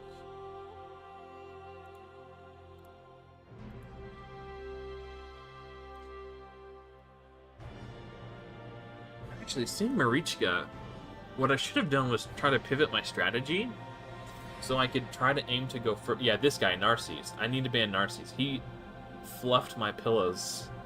I was trying to think of something to say that wasn't the F word, and that's just what came out. He fluffed my pillows last time. Yeah, as soon as I saw Marichka, I should have pivoted and went into trying to make a speed team to go first to try to just block revive with Foley. Okay, he has to go. because I'm using a shield set, and he gets increased damage if the targets he attacks are under shield. I learned my lesson the last time, okay? The last time I got one shot, not counting that Monkey King guy, was from whatever this guy's name is. I keep calling him King Narcissus. I don't even know if that's correct. I don't even know what Marichka does. I thought he put fear on demon spawn. At this. Oh, maybe Elva cleansed it. Okay, never mind. Do I go for the nuke or do I try to stun? Try to stun. I don't know if I can kill them.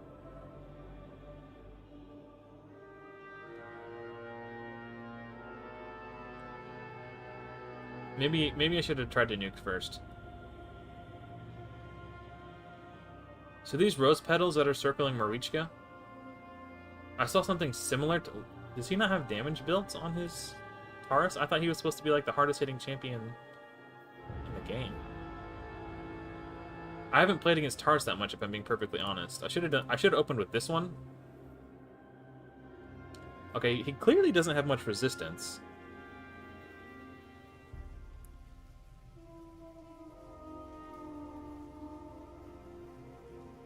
Because Stoutus only has like 200 accuracy. No peril yet. Okay, he's got some resistance.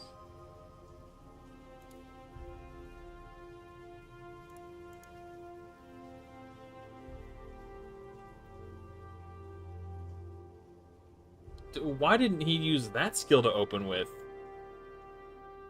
What? Why didn't he just do that one?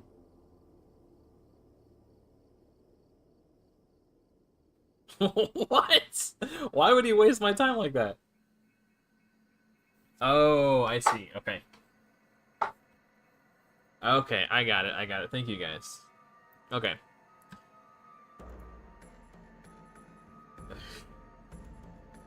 Okay. Yeah, I've never had the fortune of pulling a Taurus, so I've never played with him. All I know is that he has that annoying passive that, the same dude... I'm not gonna fight this guy again. Actually, I'll try something different. Let's try to go first team. Clearly my go second team wasn't go secondy enough. I'll see if I can, Oh, interesting. I can't do bombs because Marichka will do block damage. I think I was trying to think of like what other damage dealers I could bring in. I still want to do this for decreased defense and weaken. Maybe I bring in Deacon? Shit, where's my Deacon?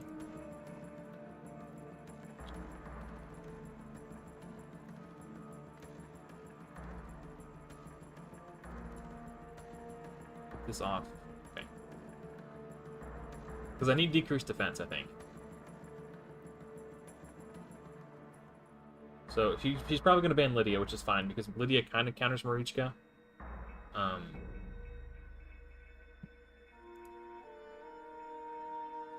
I need another damage dealer so he can't just ban Foley. The only other block revive I have is Mortu and Lydia.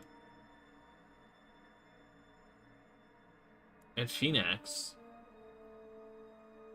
Phoenix is strong affinity against Harima. The problem is, can I get my turn in? I don't know how my Phoenix is built. I thought about just quitting, because I lost to this guy already, but I want to try a different strategy. I don't want to just give up. So I obviously need to get in there first.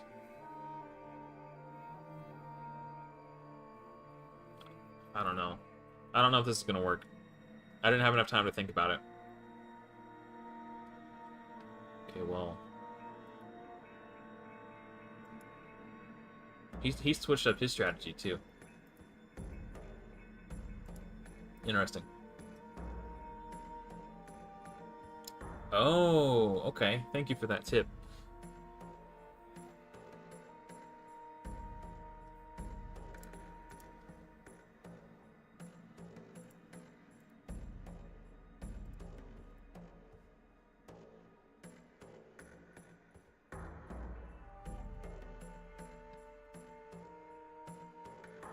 Whoever I target, he'll hit twice.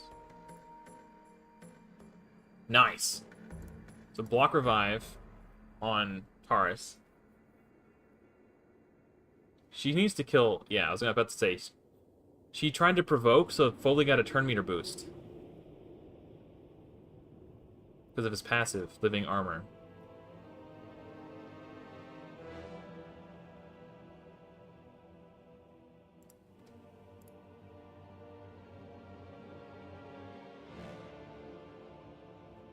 So she either needs to kill Foley or Arbiter. Because if she kills Foley, then Arbiter just revives. Oh, that's so annoying.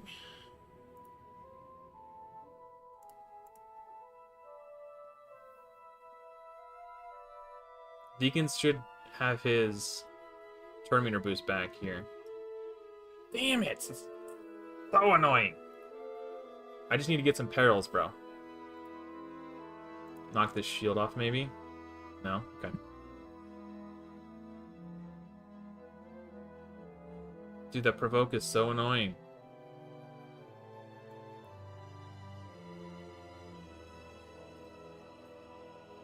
I can't peril if he's provoked. Shit, I lost. Yeah, maybe Deacon wasn't the right choice. I should have... I was kind of like on the spot. Trying to figure it out. On the fly. If I had more time to strategize, like, what I would do in a situation where I want to try to go first, I could... If I had more opportunities to think about it, I think I could probably get it done. But I was kind of on the fly, going by the seat of my pants. Oh, okay. Oh, that's done. So what do I do in the future? Hold on, let me look at my roster real quick. If I'm in a position where I need to pivot into a go-first team, I think maybe Lady Kimmy could have been a route to go. Yeah, that's true. About more too. Yeah, in my head I was like, Nishak is obviously good for most scenarios, but if I try to use Nishak against Marichka, her passive will put block damage up. So that's... I could have just put Stoutus back in. I should have just stuck with my boy Stoutus. Or... Oh, I don't have her built yet, but she also does block... Oh, I do have her built. Where did this gear come from? Whose gear is this? What? I should have just... I forgot I had her. She's not booked. I just pulled her and I totally forgot about it. Yeah.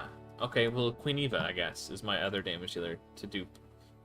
If I'm setting up to try to go first, I think I totally forgot about Queen Eva. What am I doing? Here. Okay, we'll try that next time. So I've got Foley and Queen Eva for block revive. Like, if I could have smashed out... Because she's strong affinity to Harima. So that would have taken out both... Like, Foley could have killed Taurus and... What's her name? Eva could have killed Harima. And then I would have been good. Okay. So first pick... I'm going to take Lydia, because whether I'm going first or I'm going second, she's always going to be the pick on my team. She's good for both teams. She does decreased defense and weaken, and I've got her in a shield set. And her passive's just really good for, like, go second team stuff. So depending on what my opponent picks, a Seeker isn't enough information. I'm assuming they're going to want to go first. I think I just go with the go second team. Yeah, destroy max HP is good as well. Yeah, that's true. I think I'm just going to try to go second here. That's fine. Actually, let's experiment. Let's do the go first thing. Let's get Deacon in here again, just so I can. Or maybe we do Lady Kimmy, actually. And she doesn't have a. Okay, it's fine. her speed aura doesn't work. I don't know what her gear's like. I should have taken more time to look into this. Deacon did fine. I should have put Deacon in. I should have just went with Deacon. But her buff strip, and she's also got a, like, when she does a buff strip, she also places block buffs, and then whenever she places a debuff on the enemy, she decreases their turn meter. Okay, where's Queen Eva? Let's try this out.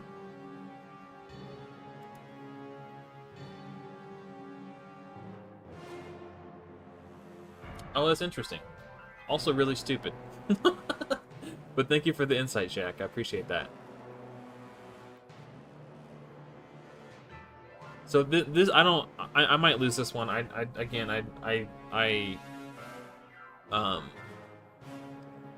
didn't take as much time to think about it as I should have. But then again, so I don't need the crit rate aura.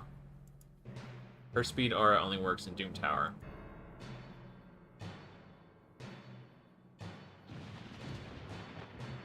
It's gonna be embarrassing if I don't go first. Okay.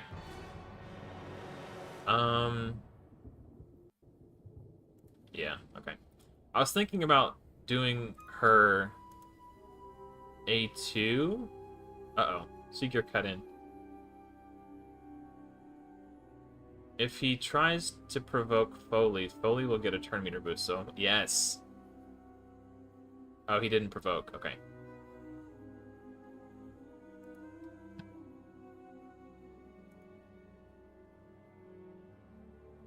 Weak hit, obviously. So as long as Queen Eva doesn't die... Okay. This is the... Damn it! I wanted to see how much damage it did. What a...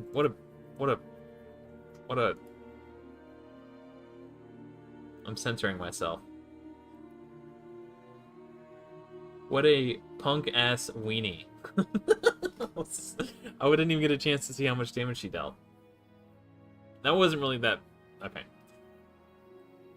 That wouldn't have been the best indicator. Actually, he does receive 40% less damage while under Veil, or Perfect Veil.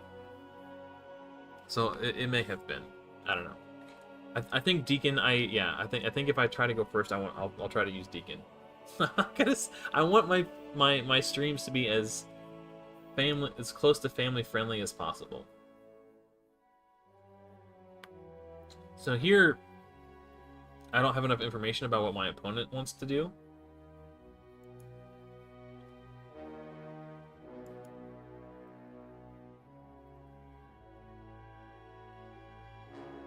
Because they like that okay. That doesn't really tell me if they're trying to go first or trying to go second. That's just a Trunda. But now they've got speed elements and they've got tanky go second team elements. He's level 100, so I probably can't beat him in the speed race. Maybe Kymar was a bad choice. I kind of regret that now. I need to pick 2 damage dealers. Yeah, Kymar was... I should have just... I'm overthinking it. I should have just stuck with my normal strategy. I do want to kind of try to play around with like a go first team a little bit in Live Arena. It's something I haven't done much before, but...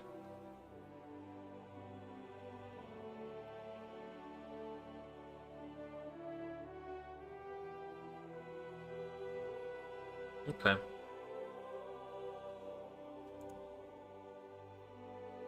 I think we just ban Arbiter.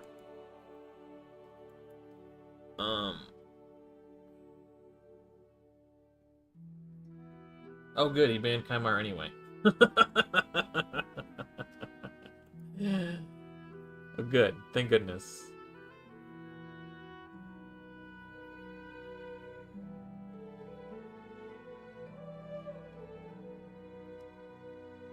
Stone Skin, eh?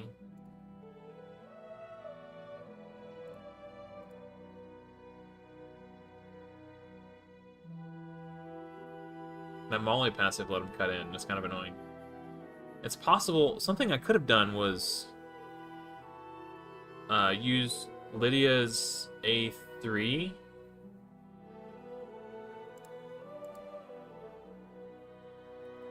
To try and put... If they try to revive, Lydia's gonna self-revive. So hopefully he just does that. So I'll revive Mortu.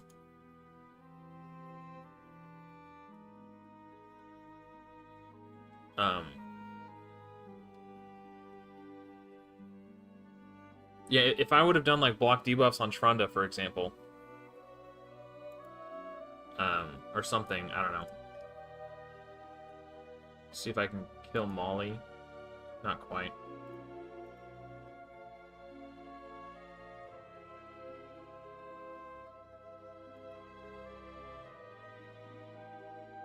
Yeah, I generally do expect Ultimate Death Knight to be in Stone Skin. And for this account, it's totally fine. Like, oh shit. That's less fine.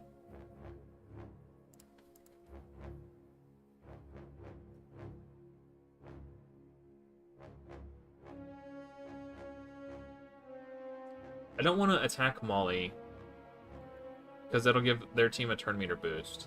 But Trunda's going to go anyway, I think.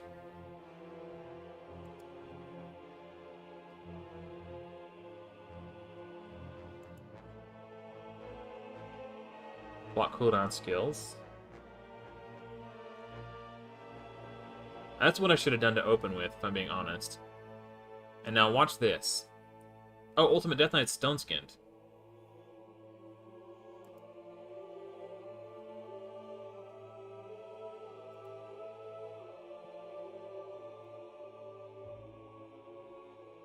He's got block debuff, so he can't be provoked.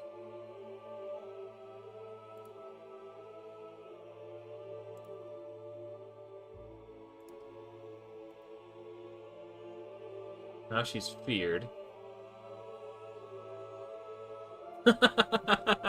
It's entirely possible that this Ultimate Death Knight gets faster when he's sheeped. Yeah, maybe. This is going to be a provoke, most likely. Her revive should still be on cooldown.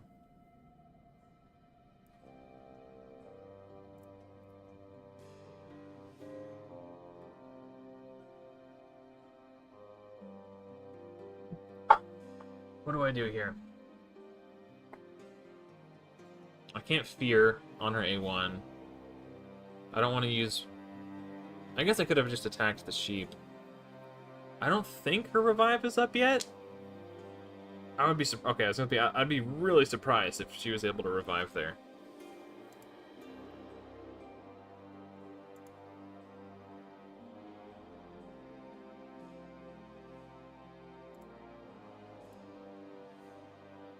Nice. I'm surprised he hasn't given up yet. It's very admirable, but... Yeah, okay, there it is. Whew, that was a hard-fought battle. I feel pretty good about that.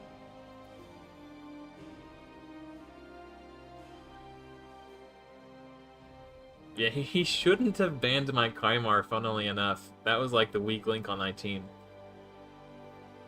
Okay, I'm gonna reset my camera real quick. It's not lagging super bad, but it's just enough that I can see it out of the corner of my eye and it's bothering me. That's better.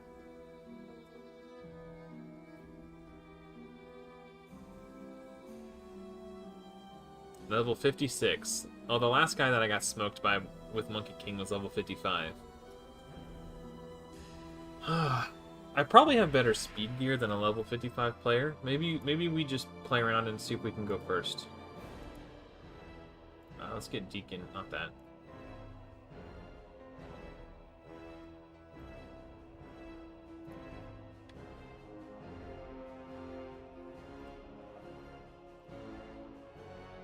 Oh, I can just hit that button. Okay. Deacon. And then, Eva. I want to see what Eva can do. I haven't really got the chance to play with her yet. Okay, we learned the last time that she is a pain in the ass.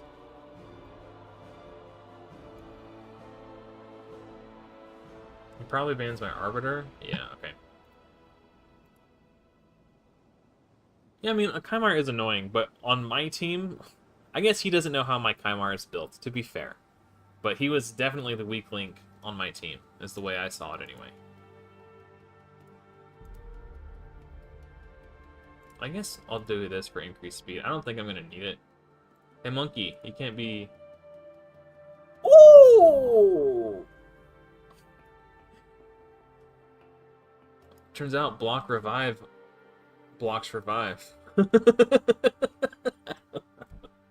don't know. I started talking. I started traveling before I had a destination on that one.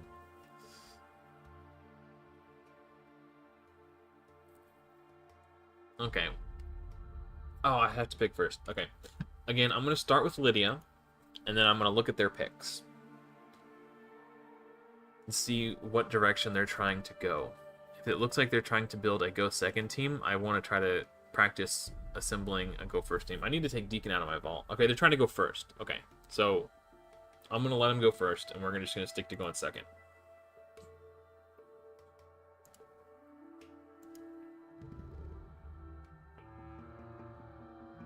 If they ban... Who's in my bolster set? Duchess. If they ban Duchess, then Kimmy can totally hose me. And strip my bolster set off. So it's worth a consideration to ban Kimmy. Okay, he's got block revive too. But only if I'm under a debuff.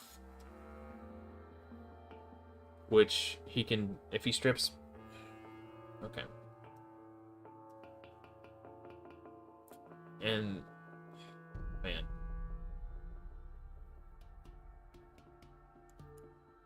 It's tempting to try to take... I think I just have to stick with my regular team. I don't think I'm going to get a chance to go first. Yeah, Phoenix can do work, for real.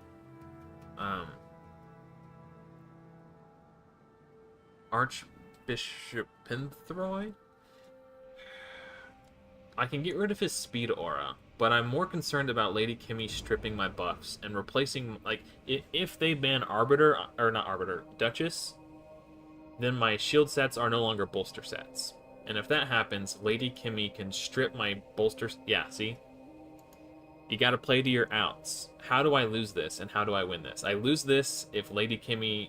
If they ban Duchess and Lady Kimmy strips my shield sets off and replaces them with block buffs, and then I'm not fast enough to cleanse it with Elva. Like, I think that was the way I'm most likely to lose, but we'll see. Hopefully my Elva can go before... Okay, good. So now Phoenix only hits twice if the enemy is under debuffs. So he's only going to hit one time, and he's got a... That's a lot of HP to smash through. And he used his AoE provoke while I had block debuffs up, so...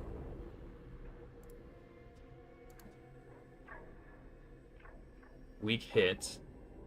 I mean, his AoE isn't strong enough to... Yeah. Say goodnight, Phoenix. Good night, Sweet Prince. Alright, let's hop on the Rares Only Plus and do Live Arena there.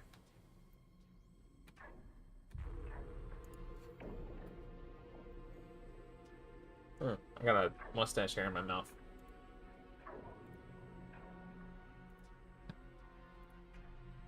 Whew, that kind of scrambled my brains a little bit. I'm not really used to trying to assemble a Go First team in Live Arena. That's something I'll need to practice more. Especially since I'm doing it on this account a lot. Oh man, gotta get back into Gold 5 for those extra 2% stats on my team.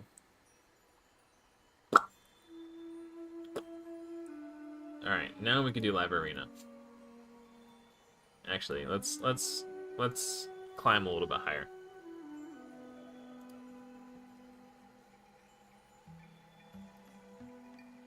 Yeah. I'm aware he can totally block revive regardless, but. You know, doing half as much damage means he's half as likely to, you know, kill me and block my revive. But yeah, the boy can smack, I'll give him that. I used to use him in Ice... Oh, okay, I have to do 5 to get that first, that's right. I used to use him on that account, I use him in Ice Golem to block revive on the side ads, and his with decreased defense and weaken.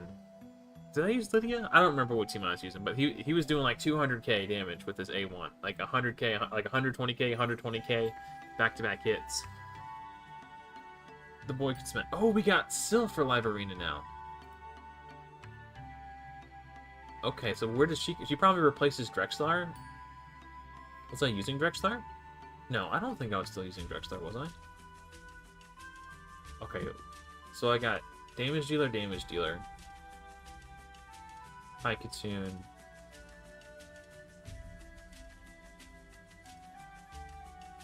Well,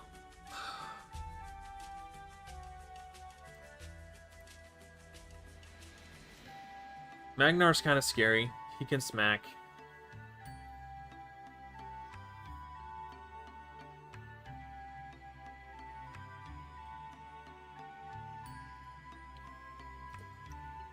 So can Trunda. Okay.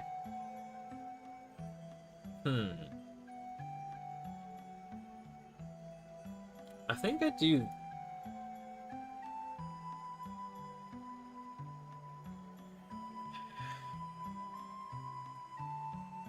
I think if I do this, they'll ban Yak Carl.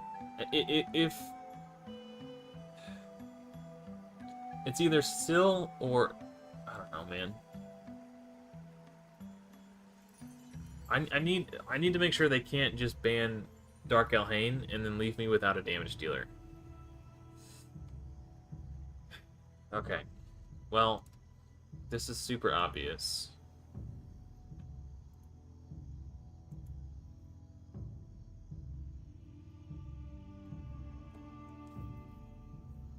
Yeah, I mean, I should have known they would ban Arbiter, and I should have tried to get Syl in there. She brings just a little bit more value. Like, Soulbond could just one-shot someone and take him out of the fight, but Syl has AoE stuns, so she can take multiple people out of the fight.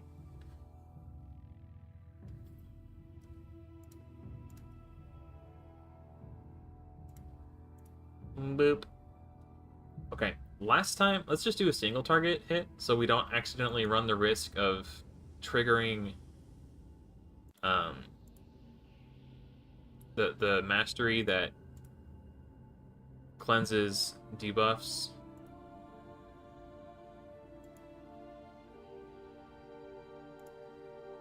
Okay, now that their turn meters are lower, I don't mind. Okay, well. Oh! Oh! Another shard. It's another chance to get the epic for Lady Mikage. Okay, hold on. Junkie time. Oh, shit. Junkie needs his hit. What are you doing to me? Okay. I don't care. Just eat. No, not that. Hold on. Okay. Here we go. This is what I needed. Alright.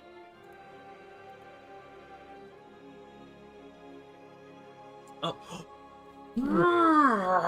I've pulled like 4 epics while at a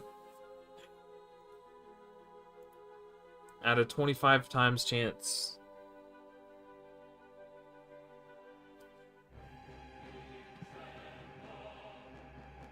I've spent all my gems chasing this stupid thing. Okay. That's very frustrating.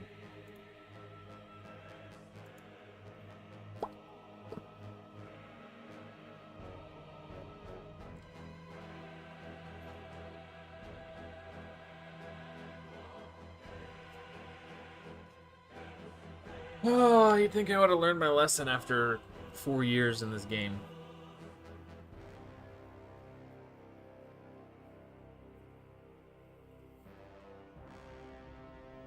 Yeah, I think I should just operate under the assumption that Arbiter is going to get banned, and as such, I should feel free to... Well, no, because if they see I only have 1 damage dealer, then they could just ban my damage dealer. I should always take 2 damage dealers. Because there's no saying that my opponent wouldn't have banned Dark Elhain if she was my only damage dealer. I can't just make assumptions like that.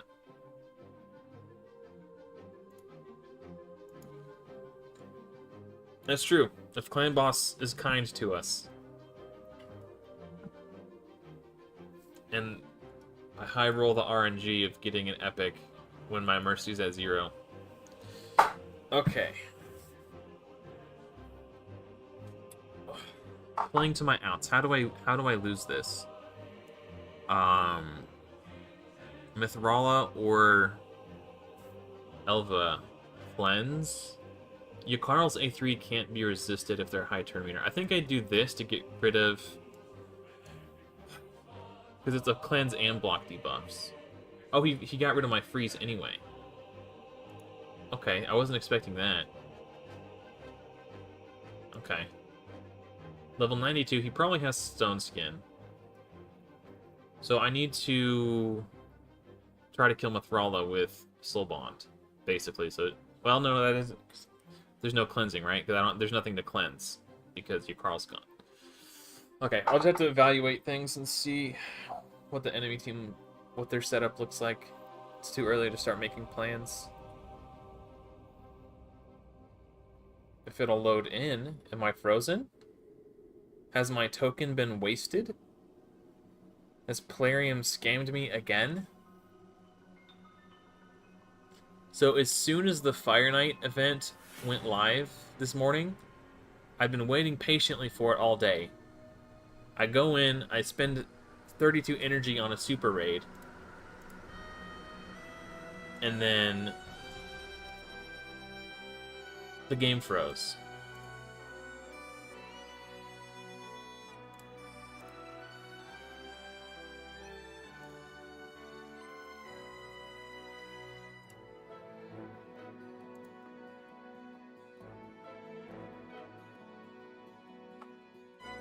I thought about doing a turn meter boost, but there's a chance that Ragash kills me, and I could revive. Whose turn is it? Oh, Ragash. Like, if the Arbiter survives, yeah, now she can revive. But I forgot about Monkey. Monkey douche.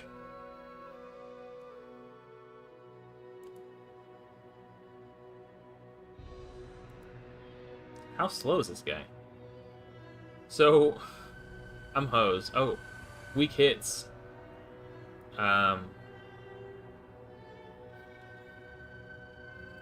Okay. Is there something, something else I could have done differently? Let me think about it for a second. I mean, okay. Him banning Yak Carl is what hosed me completely. If Yak Carl wasn't banned, I could have used Soul Bond to kill Mithrala instead. And then he would not have had a cleanser, and I could have just manhandled these with single target crowd control, would have been fine. But because maybe I do need to try to find a way to get Syl into my teams, just so I have more crowd control.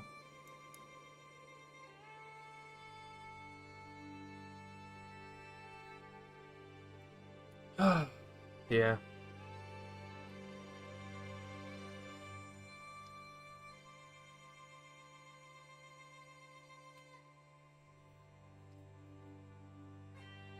I'm just trying to think, like, how I only get 5 picks, and for my stage of account, it's very important for me to go first, because I just don't have go second champions or gear. Really.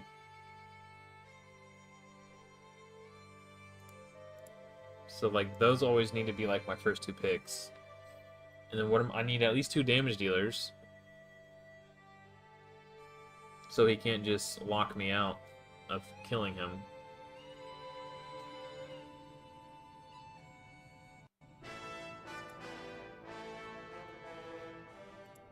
Huh. It's tricky. Maybe I try a few games with Syl instead of Soul Bond, just to see how it goes. Okay, I remember this guy.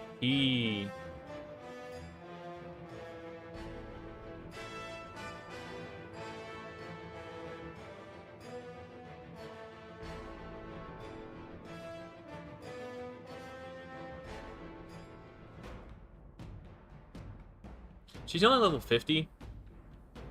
And if I kill her first,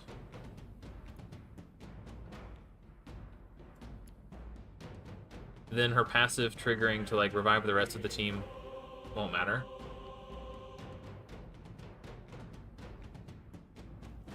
Ooh, we got a speedy boy. I guess he doesn't have to be that fast. Again, this is why I want my Haikatune faster, in addition to the reasons I mentioned at the top of the stream.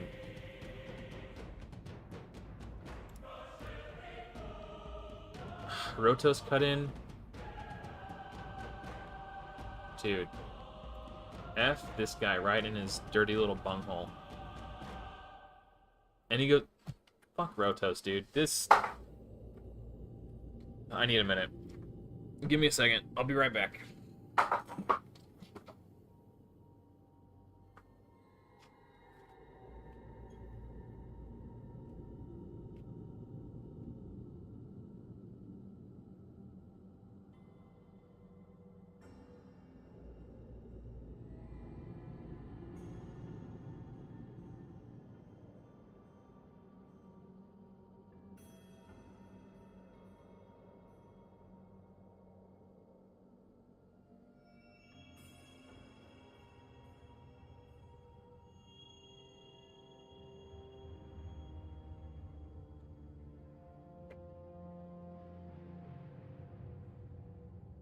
I need a drink after that one.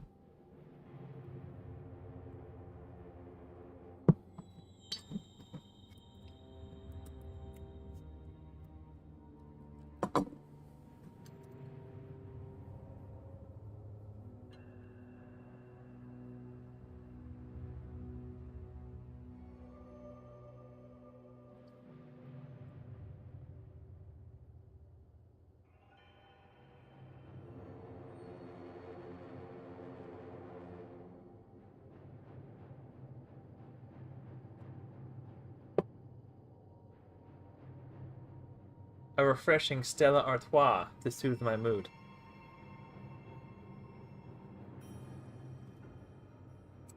Yeah, I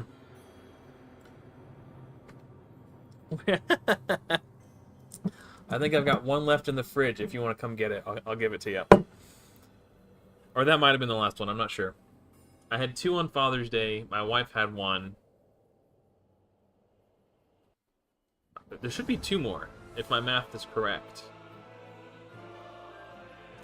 We're not big drinkers in this household.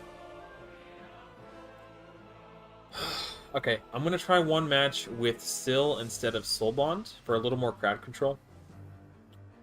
But yeah, the Roto's extra turn RNG nonsense was just too tilting. I needed to take a moment.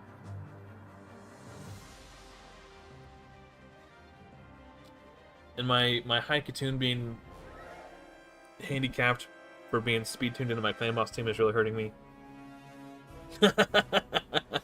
Drunk Adam time? Maybe when I get to here, it'll be Drunk Adam time. I've only had a couple sips. Okay, we're gonna try no Soul Bonds. Minus Soul Bond plus Syl.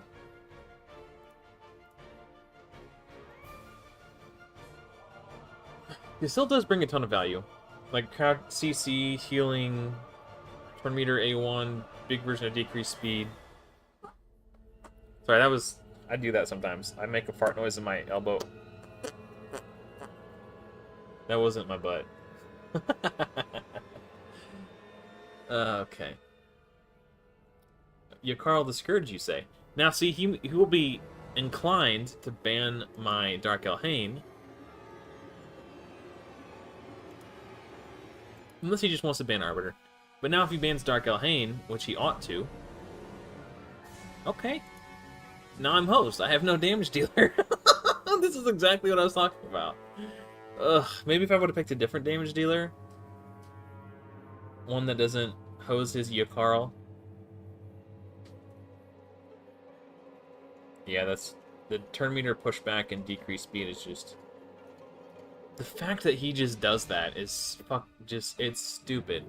I almost made a verbal whoopsie. Well, I'm done with this game.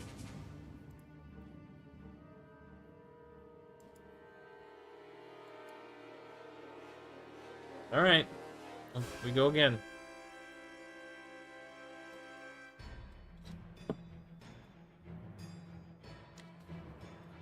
But yeah, he went first. I mean, that was the biggest issue, is he went first. And which means he got to just kind of pick my team apart and have his way with me. That was the biggest problem.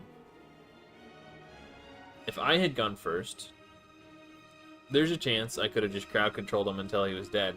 It would have been a slow, painful death by 1,000 cuts. But it's possible I could have gotten there.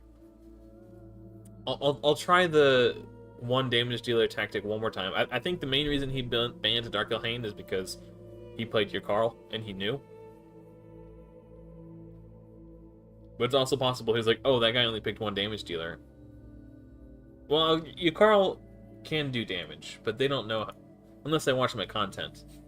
They don't know how I have him built. He can hit hard. On his A2 in particular. But mine is just like all speed, all accuracy.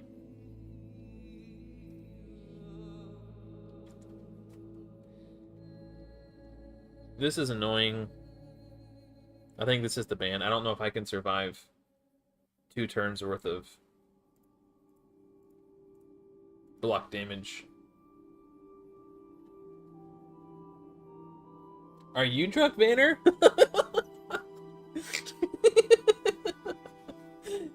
I think you should worry less about my drinking and be concerned with your own drinking. Okay, this is, I think, the biggest fail case is that he gets block damage for 2 turns. I'd have to get some seriously good RNG on Sill's stuns to be able to lock him down for 2 whole turns. He didn't take the speed aura. That's interesting.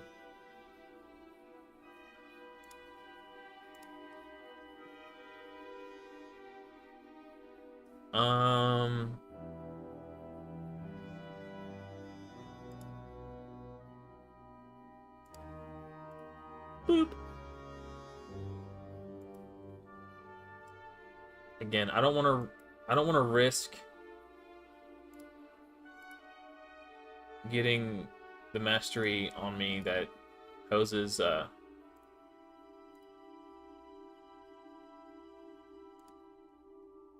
like cleanses at random debuff if they take big damage. This is just going swimmingly. Turns out crowd control is pretty good. If you can't kill him, chill him. Alright, now I think we just go for the nuke, since everybody's probably going to die from it. Yeah.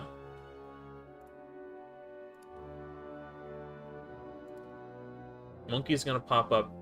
Yeah, there he is. So, try to turn me to reduce him.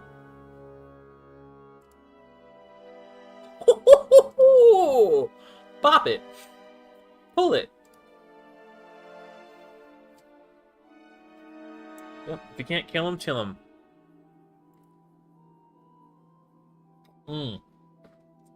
Okay. Excuse accepted.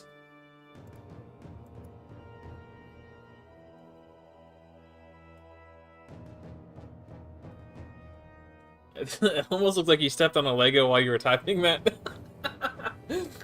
That's how my Doomtower teams work.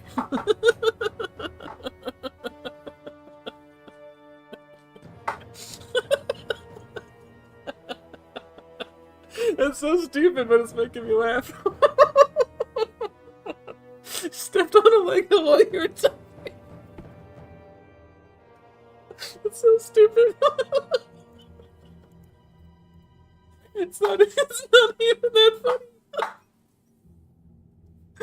Oh, I'm sorry. I think the beer's kicking in.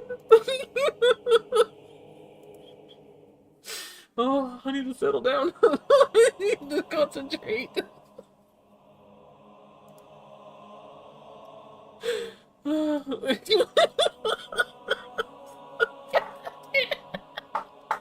It's not even that funny.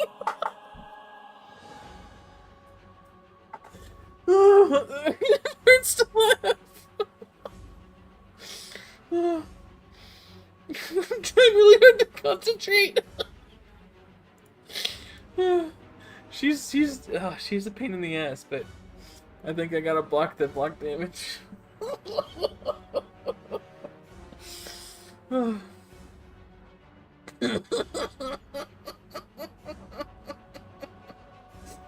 Stepped on a Lego.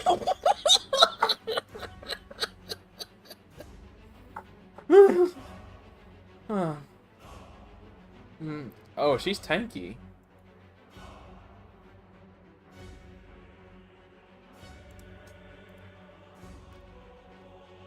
Oh, this stupid. That's stupid. That's what that is.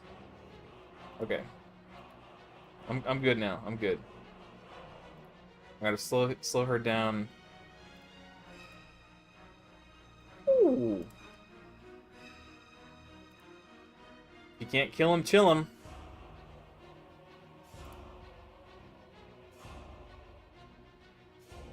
Turn meter reduced. Frick, I need to do something about her.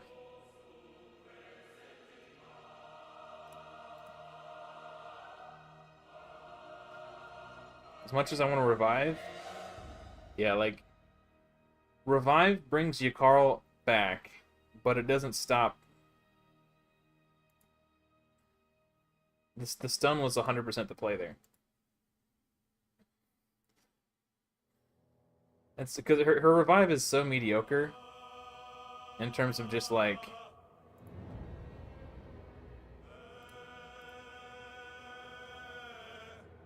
Yak Carl's not even a threat anymore. I don't know why he did that. They have block debuffs.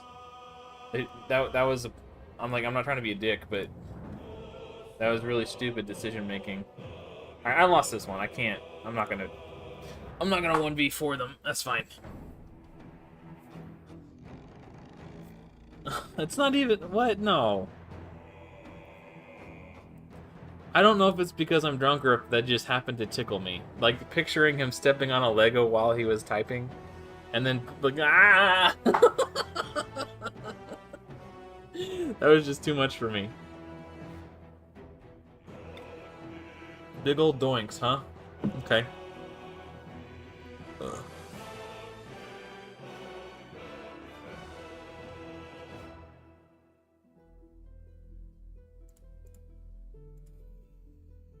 Okay, I have recovered.